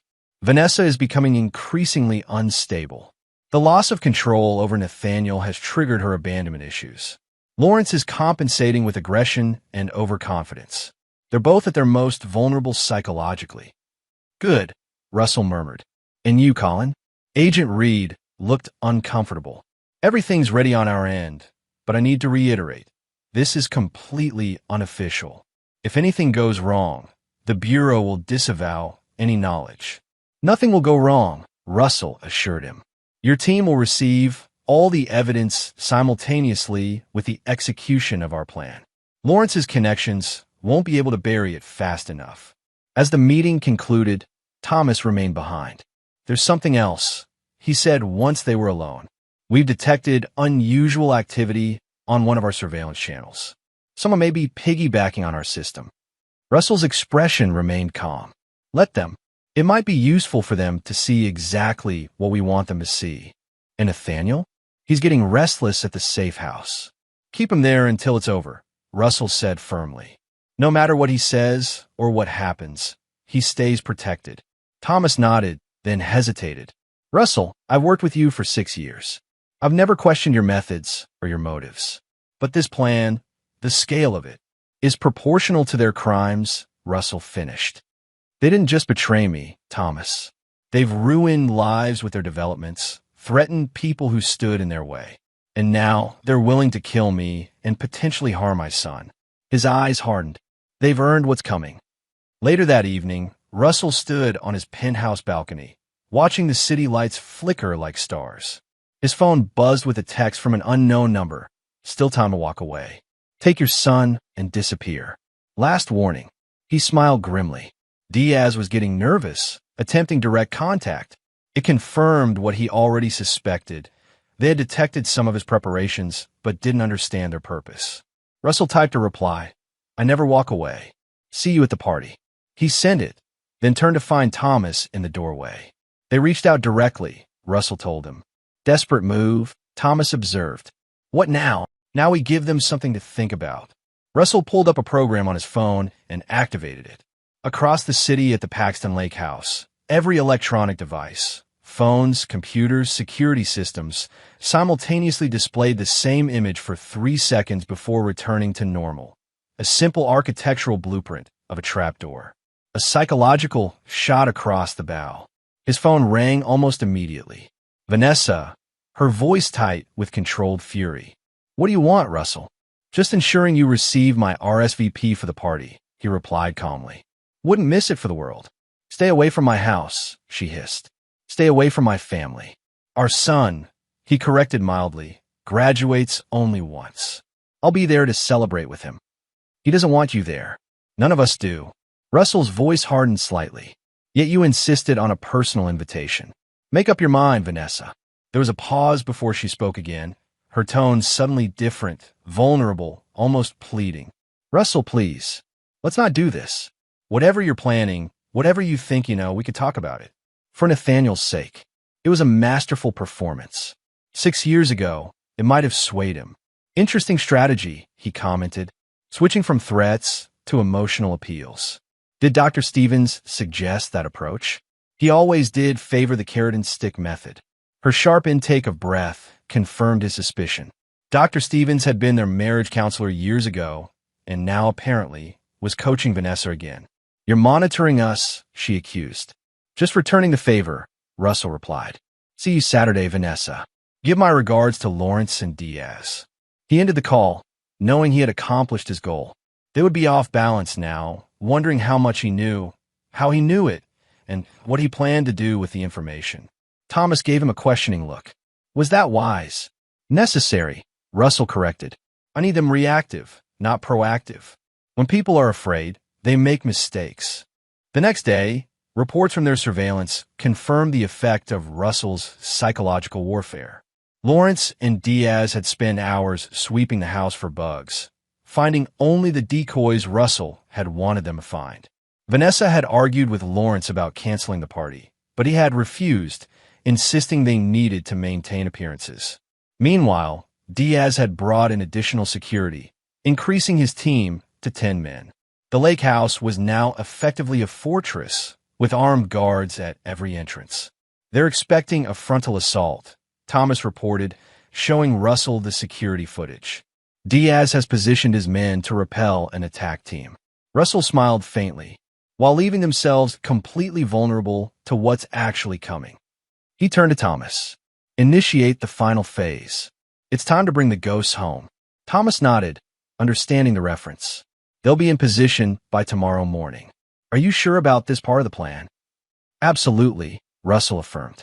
"It's not enough to destroy Lawrence and Vanessa. I want them to understand why they're being destroyed. I want them to face everyone they've ever wronged." The next morning, the day before the graduation party, 5 luxury cars arrived at the main gate of the Paxton estate. The security guards were confronted with impeccably dressed men and women bearing what appeared to be legitimate invitations to a pre-graduation brunch.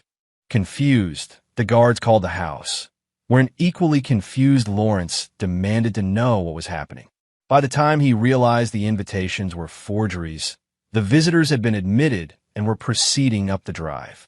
Russell watched through the surveillance system as Lawrence and Vanessa emerged onto the front steps, their expressions shifting from confusion to shock as they recognized their uninvited guests. The former owners of the Oceanside Resort property, whom Lawrence had forced out through fraudulent foreclosures, the environmental inspector who had been bribed to falsify reports, the city councilwoman whose career Lawrence had destroyed when she opposed the development, and the journalist whose exposé on Paxton development had been buried after Lawrence threatened his family. Each ghost from their past now stood before them, silent and accusing. Lawrence recovered first. "What is the meaning of this? This is private property. You're trespassing." The former property owner, an elderly man leaning on a cane, stepped forward. "We received invitations. Quite official looking," Something about making amends. Get out, Lawrence snarled. All of you. Before I have you removed. That would be unwise, the journalist replied calmly, holding up his phone. This entire encounter is being live-streamed. How would it look for the great Lawrence Paxton to have elderly former homeowners forcibly ejected from his property? As if on cue, a news helicopter appeared overhead. Vanessa, her face pale, touched Lawrence's arm. Invite them in, she murmured. We can't make a scene. Not now. Lawrence's jaw clenched, but he forced a smile. Of course. Please come in. There must have been some misunderstanding about the date. As the ghosts were reluctantly ushered inside, Russell turned to Thomas. Perfect. Now, they'll be completely distracted dealing with this situation while we make our final preparations. And tomorrow? Thomas asked. Russell's expression was resolute. Tomorrow, justice. Chapter 7. The Graduation Party. The day of Nathaniel's graduation party dawned clear and bright, the lake a mirror reflecting the cloudless sky. By noon, the first legitimate guests began to arrive. Nathaniel's professors, classmates, and family friends, all unaware of the tension simmering beneath the celebration surface. Russell arrived precisely at 1 p.m., dressed impeccably in a tailored suit that concealed a lightweight, bulletproof vest. He handed his invitation to the security guard at the gate, who checked it against a list before reluctantly waving him through. The lakeside terrace had been transformed with white tents, floral arrangements, and a string quartet playing softly in the background. Servers circulated with champagne and canapés. To any observer, it appeared to be nothing more than a proud family celebrating their son's achievement. Russell scanned the crowd, noting the positions of Diaz's men, obvious to his trained eye despite their attempts to blend in with the guests. He accepted a glass of champagne from a passing server and made his way through the party, exchanging pleasantries with Nathaniel's professors while aware of the eyes tracking his movements. Lawrence spotted him first, his face tightening before he composed himself and approached with a false smile. Russell, so glad you could make it. I wouldn't miss it, Russell replied, matching Lawrence's insincere tone. Although I noticed the guest of honor is absent. Lawrence's smile slipped slightly. Nathaniel's running late. Last-minute preparations at the university. Vanessa's gone to collect him. A lie, of course. Russell knew exactly where Nathaniel was, still safely at the compound, protected by Simone. But he merely nodded. I look forward to seeing him. As Lawrence excused himself to greet other guests, Russell caught a glimpse of the ghosts from the previous day, now legitimately invited and scattered throughout the party. Each one carried a small device disguised as a phone or watch, recording equipment providing additional surveillance. 2 hours into the celebration, the atmosphere remained outwardly festive, but increasingly tense. Vanessa had returned without Nathaniel, claiming he had texted that he would arrive on his own. She avoided Russell entirely, keeping to the opposite side of the terrace while maintaining a strained smile for the guests. Russell checked his watch. Nearly time. His phone vibrated once, the signal from Thomas that all elements were in position. He made his way casually toward the boathouse, knowing Diaz's men would report his movement. As expected, within minutes, Lawrence appeared at his side. Admiring the view, Lawrence asked, gesturing toward the lake. Remembering, Russell replied. Nathaniel learned to swim off that dock. Vanessa and I taught him together. Lawrence's jaw tightened. The past is gone, Russell. Perhaps we should discuss the future. Privately, he nodded toward the boathouse. Lead the way, Russell agreed, following Lawrence down the path that wound along the lakeshore. The boathouse was a modern structure of glass and cedar, with a covered slip where Lawrence's speedboat gleamed. Inside, as Russell had anticipated, waited Diaz and 2 of his men. Mr. Harmon, Diaz greeted him with cold professionalism. Thank you for making this easy. Russell smiled slightly. On the contrary, I'm making it impossible. Confusion flickered across Diaz's face, but before he could respond, his earpiece crackled. He pressed a finger to it, listening, and his expression changed to one of alarm. Sir, he addressed Lawrence, we have a situation. Federal agents are at the gate. Lawrence paled. What? Stall them. Too late, Russell said calmly. They're already on the property. along with a full team from the State Environmental Protection Agency, the District Attorney's Office, and several journalists who received anonymous tips about environmental violations and conspiracy to commit murder. As if to confirm his words, they could hear commotion from the main house, raised voices, the thud of heavy vehicles arriving. Lawrence turned on Russell, his face contorted with rage. "What have you done?" "I've simply arranged for the appropriate authorities to receive evidence of your crimes," Russell replied. "The illegal land acquisitions for Oceanside Resort, the falsified environmental impact studies, the bribes to planning officials, and, of course, your plot to murder me at my son's graduation party." Diaz drew his weapon, pointing it at Russell's chest. "This changes nothing. You won't leave here alive."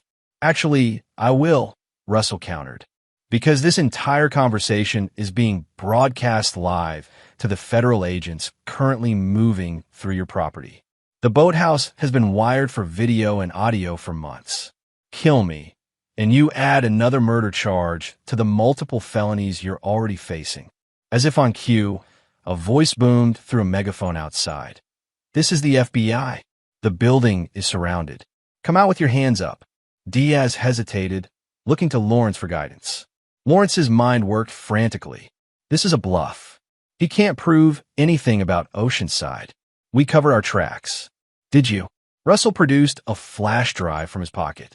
"Your wife helped me steal your designs 6 years ago. Did you really think I wouldn't return the favor? While you were focused on monitoring me, my team has had access to your systems for years. Every email, every digital conversation, every financial transaction, all documented and verified." Lawrence lunged for the flash drive, but Diaz caught his arm. "Don't. It's over." "Listen to your hired killer, Lawrence," Russell advised. "He understands the concept of cutting losses." The door to the boathouse burst open as federal agents flooded in, weapons drawn. Federal agents. Hands where we can see them. Diaz slowly placed his gun on the floor and raised his hands. Lawrence, his face ashen, did the same. As the agents secured them, Agent Reed approached Russell. "You okay?" Russell nodded. "Right on schedule." "Where's Vanessa?" "Being taken into custody at the main house," Reed confirmed, along with several of Diaz's men who decided not to resist. Russell walked out onto the dock, looking back toward the terrace where guests were being interviewed by authorities. The celebration transformed into a crime scene. A separate team of agents was escorting the ghosts, the whistleblowers and victims who had agreed to testify against Lawrence and Vanessa, to waiting vehicles. His phone rang. "Nathaniel." "Dad? Thomas just told me what happened." "Are you all right?" "I'm fine," Russell assured him. "It's over." "So they're going to prison?" "With the evidence we've gathered, they'll be facing multiple federal charges. Neither Lawrence's connections nor his money will save them this time." There was a pause before Nathaniel spoke again. "Can I come home now?" Russell felt something in his chest loosen, a tension he had carried for years. "Yes, it's safe now." As he ended the call, Russell noticed Lawrence being led past him toward a waiting FBI vehicle. Their eyes met, and Lawrence's face twisted with hatred. "This isn't over," Lawrence spat. "You think you've won, but you have no idea what you've started." Russell watched him impassively. "On the contrary, I've just finished what you began 6 years ago when you decided to steal what was mine." He stepped closer, his voice lowering. "Consider yourself lucky. Prison is merciful compared to what I originally planned for you." The threat hung in the air between them as agents led Lawrence away. Russell remained on the dock, watching the law enforcement activity with a sense of completion rather than triumph. The vengeance he had meticulously crafted for 6 years had been executed perfectly, but the victory felt hollow without his son present. A voice behind him broke into his thoughts. "Mr. Harmon." He turned to find one of the agents, a young woman with a serious expression. "Yes, there's been a development at the main house. You should come." Chapter 8. Son of the Father. Russell followed the agent back to the lakeside terrace, now transformed into a command center for the multi-agency operation. Guests had been corralled into one area for questioning, while evidence teams combed through the house. Agent Reed met him at the steps. "We have a problem," Reed said without preamble. "Vanessa's missing." "What?" Russell's calm facade cracked. How is that possible? You said she was in custody. She was being processed when she requested to use the bathroom. The female agent who accompanied her was found unconscious. Vanessa somehow acquired her weapon and slipped past the perimeter. Russell's mind raced through contingencies. She knows the property better than anyone. There are underground access tunnels from the original estate. He pulled up a schematic on his phone. Here and here. She could have used either to reach the road beyond the security checkpoint. Reed dispatched teams to check the tunnels, but Russell knew it was likely too late. She's not running away, he said with certainty. She's making a countermove. What kind of countermove? Reed asked. The realization hit Russell like a physical blow. Nathaniel. He pulled out his phone, dialing Simone. No answer. He tried Thomas next, who picked up immediately. She's gone dark. Thomas reported before Russell could ask. Simone missed her check-in. I've dispatched a team to the safe house. ETA, 10 minutes. Too long, Russell snapped. Vanessa knows where he is. She must have been tracking my movements more effectively than we realized. How could she know about the safe house? Reed demanded.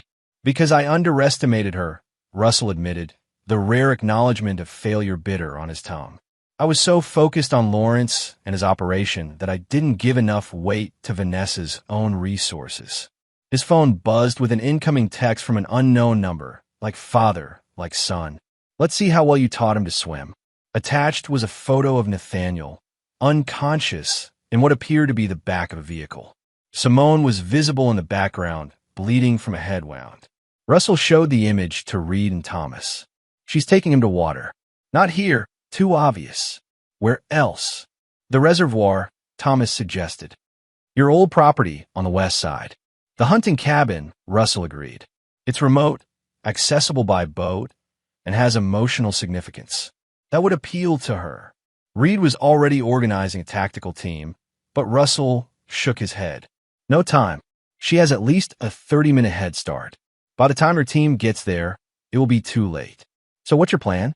Reed demanded. Russell met his gaze steadily. I'm going alone. She wants me, not Nathaniel. This was always between us. That's not how federal operations work, Reed objected. This stopped being just a federal operation the moment she took my son, Russell countered. I'm going. You can follow with your team, but I'm not waiting. Before Reed could argue further, Russell was already moving, Thomas falling in beside him as they headed for the helicopter Russell had stationed nearby as an emergency extraction plan. I'm coming with you, Thomas said, his tone making it clear this wasn't a request. Russell nodded once, knowing better than to waste time arguing. As they lifted off, Thomas handed him a tactical vest and a sidearm. Just in case diplomacy fails, he said grimly. The flight to the reservoir took 18 agonizing minutes. From the air, they spotted Vanessa's vehicle parked at the old boat launch near the hunting cabin that had once been part of Russell's family property, a weekend retreat he had maintained after his parents' death, and where he had taken Nathaniel fishing as a child. There, Russell pointed to a small boat moving across the water toward the cabin's private dock. That's her. The pilot set them down in a clearing a quarter-mile from the cabin. Russell and Thomas disembarked, moving swiftly through the forest with the familiarity of men who had prepared for this scenario. I'll circle around to the back, Thomas whispered as they approached. Give you 10 minutes to make contact before I move in. Russell nodded, watching Thomas disappear into the trees before advancing toward the cabin alone. He kept to cover until he reached the edge of the clearing, then deliberately stepped into the open, hands visible. Vanessa, he called out. I'm here, alone. The cabin door opened slowly, and Vanessa emerged, holding a pistol, the agent's weapon. She looked wild-eyed, her perfect appearance disheveled, her designer outfit stained with dirt and sweat. Drop your weapon and kick it away, she commanded, her voice surprisingly steady. Russell complied, removing his gun and sending it spinning across the ground. Where's Nathaniel? Safe, she replied. For now. Inside, tied up but unharmed. Unlike your attack dog. Her smile was razor-sharp. Simone, was it? She put up quite a fight. Let Nathaniel go, Russell said evenly. This is between you and me. It always has been. Vanessa laughed bitterly. So noble now. Where was that nobility when you were systematically destroying everything Lawrence and I built? When you were turning our son against us? You did that yourself, Russell replied. I never lied to Nathaniel about you. I never needed to. Your actions spoke for themselves. She gestured with the gun. Inside. Slowly, Russell mounted the steps to the cabin porch, maintaining eye contact with Vanessa. As he passed her, she pressed the gun to his back, pushing him through the door.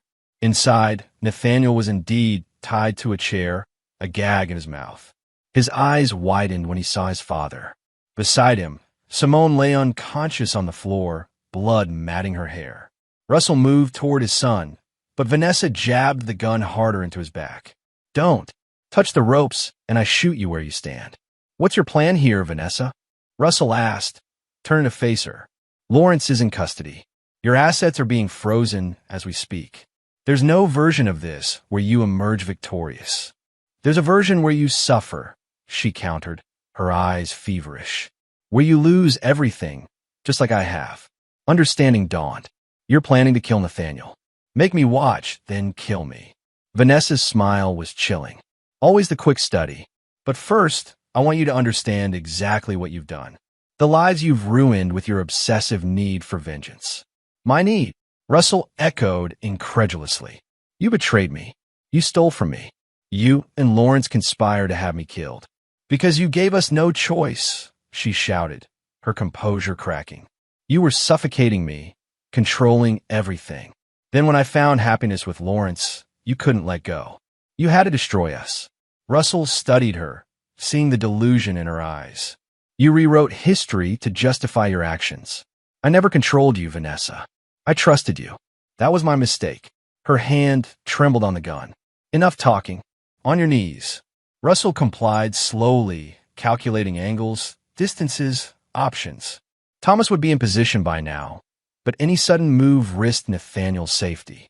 I want you to apologize, Vanessa demanded. To Nathaniel. For using him in your vendetta. For not being there when he needed a father. Russell met his son's eyes. I have nothing to apologize for. Everything I've done has been to protect him. From you, from Lawrence, from the consequences of your choices. Vanessa's face contorted with rage. Wrong answer. She swung the gun toward Nathaniel. Russell lunged forward, closing the distance before she could fire.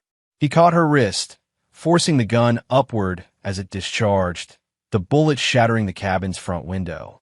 They struggled for control, Vanessa fighting with unexpected strength fueled by desperation. She kneed him in the stomach, momentarily breaking his grip. The gun came level with his chest. Goodbye, Russell, she snarled. A single shot rang out. Vanessa's eyes widened in shock. She looked down at the spreading crimson stain on her chest, then back up at Russell in confusion. Behind her stood Nathaniel, his bonds cut, Simone's backup weapon in his trembling hands. Somehow, during the struggle, he had managed to free himself and retrieve the gun hidden in Simone's ankle holster. Nathaniel, Vanessa whispered, her voice suddenly small. She took a stumbling step toward him. My baby. Nathaniel's face was stone. You were going to kill my father. Vanessa collapsed to her knees, the gun falling from her limp fingers. I just wanted to protect us from him. He was never the threat, Nathaniel said quietly. You were. Russell kicked Vanessa's weapon away, then moved swiftly to his son's side. Are you hurt? Nathaniel shook his head, still staring at his mother as she slumped to the floor. I killed her, he said numbly. You saved my life, Russell corrected, wrapping an arm around his son's shoulders and gently taking the gun from his hands. And she's not dead yet. As if on cue, Thomas burst through the back door, weapon raised. Taking in the scene with a professional glance, he immediately went to Simone, checking her pulse. She'll live, he reported before moving to Vanessa. GSW to the chest, he assessed. She needs immediate medical attention. Russell nodded. Call it in. Then check the perimeter. Make sure she didn't bring anyone else. As Thomas moved to comply, Russell guided Nathaniel to a chair, keeping his body between his son and the sight of his bleeding mother. It's over, he said softly. You're safe now. Nathaniel looked up at him, his eyes hollow. At my graduation party, when I hugged you, I was trying to warn you. I knew something was planned. I never thought it would end like this. I know, Russell said, and none of this is your fault. Remember that. The sound of approaching helicopters filtered through the broken window. Reed and his team arriving at last. Russell held his son's gaze. Whatever comes next, we face it together. Nathaniel nodded slowly, some of the shock receding from his expression. Like father, like son, he murmured, unknowingly echoing Vanessa's taunt. Russell glanced at his ex-wife's unconscious form, then back at his son. In that moment, he saw himself in Nathaniel's eyes. The same capacity for calculated action, for doing whatever was necessary to protect what mattered. It was both a comfort and a concern. Yes, he agreed quietly, but you're also your own man. Don't let this define you. Federal agents swarmed the cabin, securing the scene. Paramedics rushed to treat Simone and Vanessa. Through it all, Russell remained at his son's side, a silent bulwark against the chaos. Agent Reed approached them, his expression grave. We need statements from both of you. Later, Russell said firmly, my son needs medical attention and rest. Reed looked like he might argue, then nodded reluctantly. Tomorrow, then. First thing. He hesitated. For what it's worth, this appears to be a clear case of self-defense. Ms. Paxton abducted 2 people at gunpoint and attempted murder. As they exited the cabin, Russell kept his arm around Nathaniel's shoulders. The sun was setting over the reservoir, painting the water in shades of crimson and gold. It seemed fitting that one chapter of their lives should end as the day did, with both beauty and blood on the horizon. What happens now? Nathaniel asked as they walked toward the waiting helicopter. Russell considered the question, thinking of the empire he had built, the vengeance he had orchestrated, and the cost of both. Now we rebuild, he said finally. Together. Chapter 9, Blood and Water. 3 months after the events at the hunting cabin, Russell Harmon stood at the window of his penthouse, watching a summer thunderstorm roll across the city. Behind him, Nathaniel lounged on the couch, textbooks spread around him as he prepared for his PhD program in environmental engineering. Professor Wilson called again, Nathaniel mentioned casually. He's still hoping I'll reconsider joining his research team. Russell turned, studying his son. The past months had changed Nathaniel, hardening him in some ways while clarifying his purpose in others.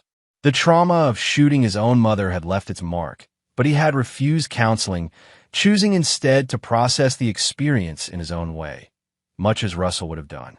And will you? Russell asked. Nathaniel shrugged. Maybe. His project on sustainable urban development aligns with what I want to do. But I'd be working with Mary Tech Construction, and given their history. You're concerned about the ethics, Russell concluded. I'm concerned about associating with a company that might be cutting corners, Nathaniel corrected. I won't build my career on compromised foundations. Russell nodded, recognizing his own principles reflected in his son's words. Since the confrontation at the cabin, Nathaniel had moved into the penthouse, their relationship evolving into something closer to partnership than traditional father-son dynamics. It was both gratifying and occasionally concerning to Russell how quickly Nathaniel had adapted to his worldview. Any word from Agent Reed? Nathaniel asked, changing the subject.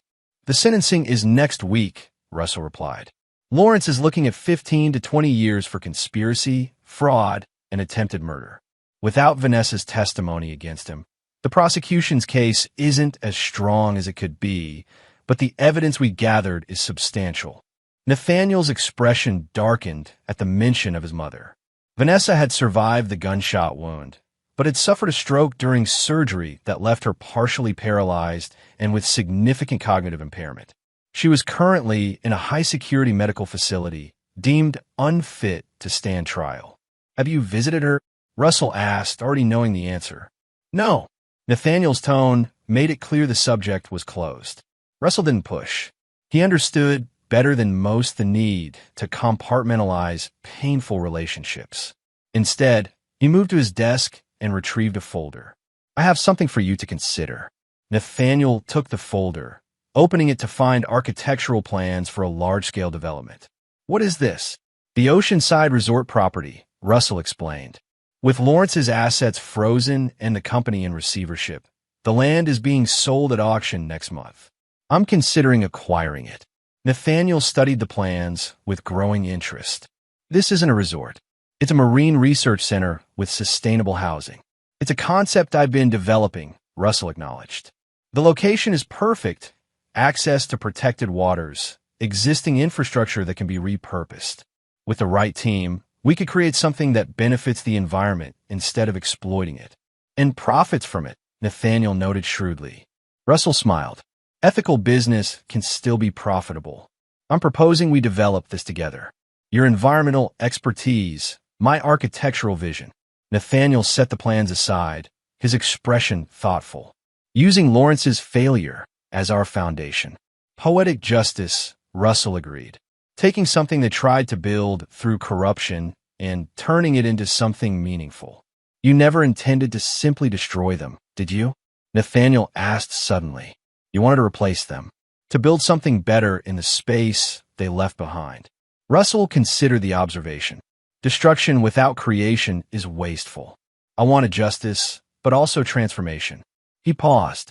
Does that interest you? Instead of answering directly, Nathaniel rose and moved to stand beside his father at the window. The night of my graduation party, when I hugged you and said, whatever happens tonight isn't my fault, I was terrified. Mom had told me you were dangerous, that you might hurt people. And now, Russell prompted. Now I understand that she was right, but not in the way she meant. Nathaniel met his father's gaze. You are dangerous to people who betray you, who threaten what's yours. But that danger is controlled, calculated. He looked back at the plans. Yes, I'm interested. Not just in the project, but in learning how you think, how you operate. Russell felt a complex mix of pride and concern. It's not an easy path, Nathaniel. The kind of justice I pursue comes with costs. I've already paid the heaviest price, Nathaniel replied, his voice hardening. I shot my own mother to save you. I made my choice. The statement hung between them, a declaration of allegiance that Russell hadn't sought but couldn't reject. His son had chosen him, chosen his worldview, his standards, his unforgiving nature. Then we'll proceed, Russell said finally. But remember what I told you at the cabin. Don't let one moment define you. Nathaniel's smile held a new edge that mirrored Russell's own. It didn't define me. It revealed me. The intercom buzzed, interrupting the moment. Mr. Harmon, Thomas Westfield, and Ms. Vance are here for your meeting. Send them up, Russell instructed, turning back to Nathaniel. We should discuss the details of the acquisition strategy. As his core team arrived and the planning session began, Russell observed his son integrating seamlessly into the discussion, offering insights that balanced innovation with pragmatism. Nathaniel had always had potential, but adversity had honed him, giving him a clarity of purpose that might have taken years to develop otherwise. Later that evening, after the meeting concluded, Russell received a call from Agent Reed. Lawrence is requesting a meeting. Reed informed him without preamble. Says he has information you might find valuable. Something about Vanessa's private accounts. Desperate measures from a desperate man, Russell assessed. Is it worth pursuing? Might be, Reed admitted. Our financial team has hit roadblocks with some offshore accounts registered to shell companies. If Lawrence can provide access codes, I'll consider it, Russell promised, ending the call. Nathaniel, who had been monitoring the conversation, raised an eyebrow. You're not actually going to meet with him? Knowledge is leverage, Russell replied. Whatever Lawrence is offering, it costs us nothing to listen. Except time, Nathaniel countered, and giving him the satisfaction of seeing you. Russell studied his son, noting the hardening of his attitudes. Sometimes the appearance of cooperation yields greater benefits than outright refusal. Nathaniel considered this, then nodded slowly. A tactical concession. Precisely. Russell returned to the development plans. Now about the research facility placement. 3 days later, Russell sat across from Lawrence Paxton in a high-security visiting room. The once powerful developer had aged years in just months, his expensive suits replaced by prison orange, his confident bearing diminished. You look well, Russell. Lawrence opened with forced casualness. How's Nathaniel? We're not here to discuss my son, Russell replied coolly. You indicated you had information regarding Vanessa's accounts. Lawrence leaned forward, direct as always. Yes, I know where Vanessa hid her personal fortune, separate from our shared assets. Over 30 million in untraceable funds that the feds haven't found. And you're willing to reveal this why? Russell asked, though he already knew the answer. Consideration at sentencing, Lawrence said, and a percentage of the recovery. 10% seems fair. Russell allowed himself a small smile. You're assuming I care about the money, don't you? Lawrence challenged. That's what this has all been about. Compensation for what you believe we took from you. That's where you've always misunderstood me, Russell replied. This was never about money. It was about justice. About consequences for betrayal. Lawrence's expression hardened. Then why are you here? To make sure you understand something, Russell said, leaning in slightly. I know about the contingency plans you set in motion before your arrest. The people you've contacted from inside, the threats you've made to try to maintain control of what remains of your empire. He paused, letting the implications sink in. They won't save you. Lawrence paled slightly. I don't know what you're talking about. The two former security contractors you hired to target Thomas Westfield? Russell continued calmly. They've been arrested. The attorney who was transferring funds to maintain your loyalty payments? Disbarred as of yesterday. The witness you were pressuring to recant? Now under federal protection. Ow! Lawrence began, then caught himself. I told you 6 years ago that you would never see it coming, Russell reminded him. That hasn't changed. For every move you make, I've already made 3 to counter it. Lawrence's facade cracked, revealing the desperation beneath. What do you want from me? Nothing, Russell replied simply. You have nothing I need or want. I came here to make sure you understand that your remaining options have been systematically eliminated. Whatever schemes you're still nurturing, whatever hopes you're clinging to, let them go. He stood to leave, but Lawrence called after him. You think you've won, but you haven't. You've turned your son into a copy of yourself. Cold, calculating, unforgiving. That's my victory. Vanessa and I may have lost everything, but so have you. The boy you loved is gone. Russell paused, considering whether to respond. Nathaniel made his choices just as you made yours. The difference is he chose justice. You chose corruption.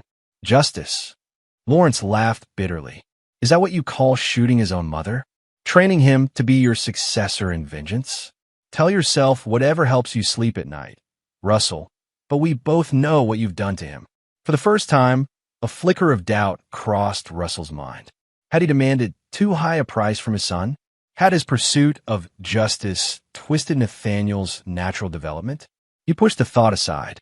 Goodbye, Lawrence. This is the last time we'll speak. As Russell exited the prison, he found Nathaniel waiting in the car, contrary to their agreement that he would remain at the penthouse. I needed to see him, Nathaniel explained before Russell could question his presence, to see if he still had any power over us. And your conclusion? Russell asked, sliding into the seat beside him. He doesn't, Nathaniel said with quiet certainty. He's finished. They drove in silence for several minutes before Nathaniel spoke again. He tried to manipulate you, didn't he? Use me as leverage somehow. Russell glanced at his son, impressed by his perception. He suggested I had corrupted you, turned you into something you weren't meant to be. Nathaniel considered this. And that bothers you. It raises questions, Russell admitted, about the price of the path we've chosen. The path I've chosen, Nathaniel corrected firmly. Mom and Lawrence tried to use me as a weapon against you. That was their choice. Defending you, that was mine. He turned to face his father directly. I don't regret it, and I don't want your protection from the consequences. Russell studied his son, seeing both himself and something entirely new in Nathaniel's resolute expression. Then we continue as planned.